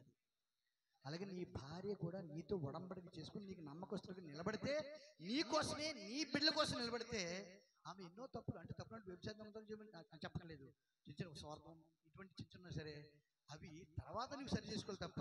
చూసారండి, మరి నీ వల్లే ఆమె కూడా నీతిమంతులుగా ఉంటే, నీతో నిలబడినంత కాలం ఆమె నీతిమంతురాలే. ఆమె నీ సొత్తే, నీ స్వాస్థ్యమే. భౌతికంగా పట్టించుకుంటే దేవుడు ఎప్పుడు మనం చంపేసి ఉండేవాడు. మనం చేసిన పనులకి, మనం చేసినటువంటి పనులకి. కానీ మన శరీరం మందు డినామినేషన్ అర్థంగా మనం లేవు. శరీరంలో మన శరీర ప్రకారం చూస్తే, భౌతికంగా చూస్తే డినామినేషన్స్ కంట అంతే, అసలు లోకస్తుల కంటే కూడా దిగజారిపోయి మనం మాటలు చెప్పాలంటే. ఎన్ని రాజకీయాలు మనకి, ఎన్ని ఆలోచనలు, ఎన్ని తెలివితేటలు మనకి. కానీ దేవుడు పట్టించుకోవట్లేదు. నువ్వు వాక్యాన్ని నమ్ముతున్నావు లేదని చూస్తున్నాడు ఆయన. దేవుని స్తోత్రం. చూసారా? కాబట్టి ఈరోజు మనం కూడా చూసారా మరి వాక్యాన్ని నమ్మాము. ఆ తర్వాత దేవుడు ఏం చేస్తాడంటే, వాక్యం నమ్మిన తర్వాత అప్పుడు దేవుడు తన వాక్యం ద్వారా మనలో ఉన్నటువంటి సమస్తాన్ని కూడా ఏం చేస్తున్నాడు ఆయన? కడిగేసి పూర్తిగా ఆయన రూపంలోకి మార్చుకుంటున్నాడు. దేవుని స్తోత్రం. పూర్తిగా ఏం చేస్తాడు ఆయన? ఆయన రూపంలోనికి మార్చుకుంటున్నాడు. దేవుని స్తోత్రం. మన భార్య కూడా అంతే. అందుకే బైబిల్ చెప్తుంది, ఎవడును తన సొంత శరీరమును ద్వేషించిన వాడు లేడు, ద్వేషించుకోడు కదా. సొంత శరీరాన్ని ద్వేషించుకోడు ఎవడు కూడా లేడు. కాబట్టి ఏ భర్త అయినా తన సొంత శరీరాన్ని ఎన్నడూ ద్వేషించకూడదు. దాన్ని బాగు చేసుకోవాలా. నడుస్తున్నావు, ముళ్ళు గుచ్చుకుంది, ఏం చేయాలి? నువ్వు ఏం చేయాలి? బాధ తగ్గాలంటే తీసేసుకోవాలి. నడుస్తున్నావు, మోకాలు ఏదో తగిలింది, ఏం చేయాలి? మందేసుకోవాలి, నరికేయకూడదు కదా. ఏం చేయాలి మనం? ఎవరేస్తారు మందు? ఎవరు వేయాలి? వైద్యుడు నువ్వు వేసుకోవాలి. మందు నీ దగ్గర ఉంది, అది నువ్వు నమ్మిన వాక్యమే. దేవుడు నీ దగ్గర ఉన్నాడు, స్వస్థత నీ దగ్గర ఉంది, కట్టుకట్టింది నీవే. దేవుని స్తోత్రం. కాబట్టి ప్రియ సోదరా, అందుకని భార్య దొరికినవానికి మేలు దొరికింది. భార్య భర్తలు ఎన్నడూ సెపరేట్ కాదు, వారు ఏక శరీరమే ఉన్నారు. ఇది దేవుని యొక్క ప్రణాళిక, దేవుని యొక్క ఉద్దేశము. అందుకే దేవుడు భూమి మీదకి వచ్చాడు. ఇది గొప్ప ప్రణాళిక అయినది. కాబట్టి ప్రతి వ్యక్తి దేవుని వాక్యముతో ఆ విధంగా సిద్ధపడాలి. దేవుని స్తోత్రం. అందుకే వివాహం అన్ని విషయాల్లో ఘనమైనది. అక్కడ ఒక మాట ఉంటుంది, అది ఎవరు చెప్పరు పెద్దగానం. పాన్పు ఎలా ఉండాలంటండి? నిష్కల్మషంగా ఉండాలి. ఎలా ఉండాలండి? పానుపు నిష్కల్మషంగా ఉండాలి. పానుపు అంటే ఏంటండి? పానుపు అంటే బెడ్. ఇంగ్లీష్లో ఏమంటారు? బెడ్ అంటారు దాన్ని. ఎలా ఉండాలండి అది? నిష్కల్మషం అంటే కలుషితం లేకుండా ఉండాలి. కలుషితం లేకుండా. ఏంటో బెడ్ చెప్పంటారా? పురుషునికి స్త్రీయే పానుపై ఉన్నది. అర్థమైందా? పురుషునికి విశ్రాంతి భార్య. పురుషునికి విశ్రాంతి. పురుషుడు ఎక్కడ విశ్రాంతి తీసుకుంటాడు? ఎక్కడ తృప్తిపరచబడతాడు? బెడ్ మీద, అనగా తన భార్య. అది ఎన్నడూ కలంకంగా ఉండకూడదు, కలుషితం అవ్వకూడదు. అది ఎన్నడూ కూడా ఏమవ్వకూడదండి? కలుషితం అవ్వకూడదు. దేవుని స్తోత్రం. చూసారా? వేరొక విత్తనానికి చోటు ఇవ్వకూడదు. అంతవరకు ఆ స్త్రీ ఆ పురుషుడితో నమ్మకంగా నిలబడాలి. దేవుని స్తోత్రం. అందుకే ప్రియ సోదరా, మరి తప్పకుండా ఇప్పుడు మనం దేవునికి వాక్యం తెలుసుకోవాలి, వాక్యంతో నిలబడాలి. దేవుడి మాటలు దీవించిన గాక. మరి ఇంతవరకు ఉన్నందుకొరకే గంటా కృష్ణ 40 నిమిషాలు దేవుడు దీవించిన గాక. అందులో నిలబడదాం, ఓ పాట పాడుకుందాం. సహోదరుడు పృథ్వీరాజు పాట పాడతాడు.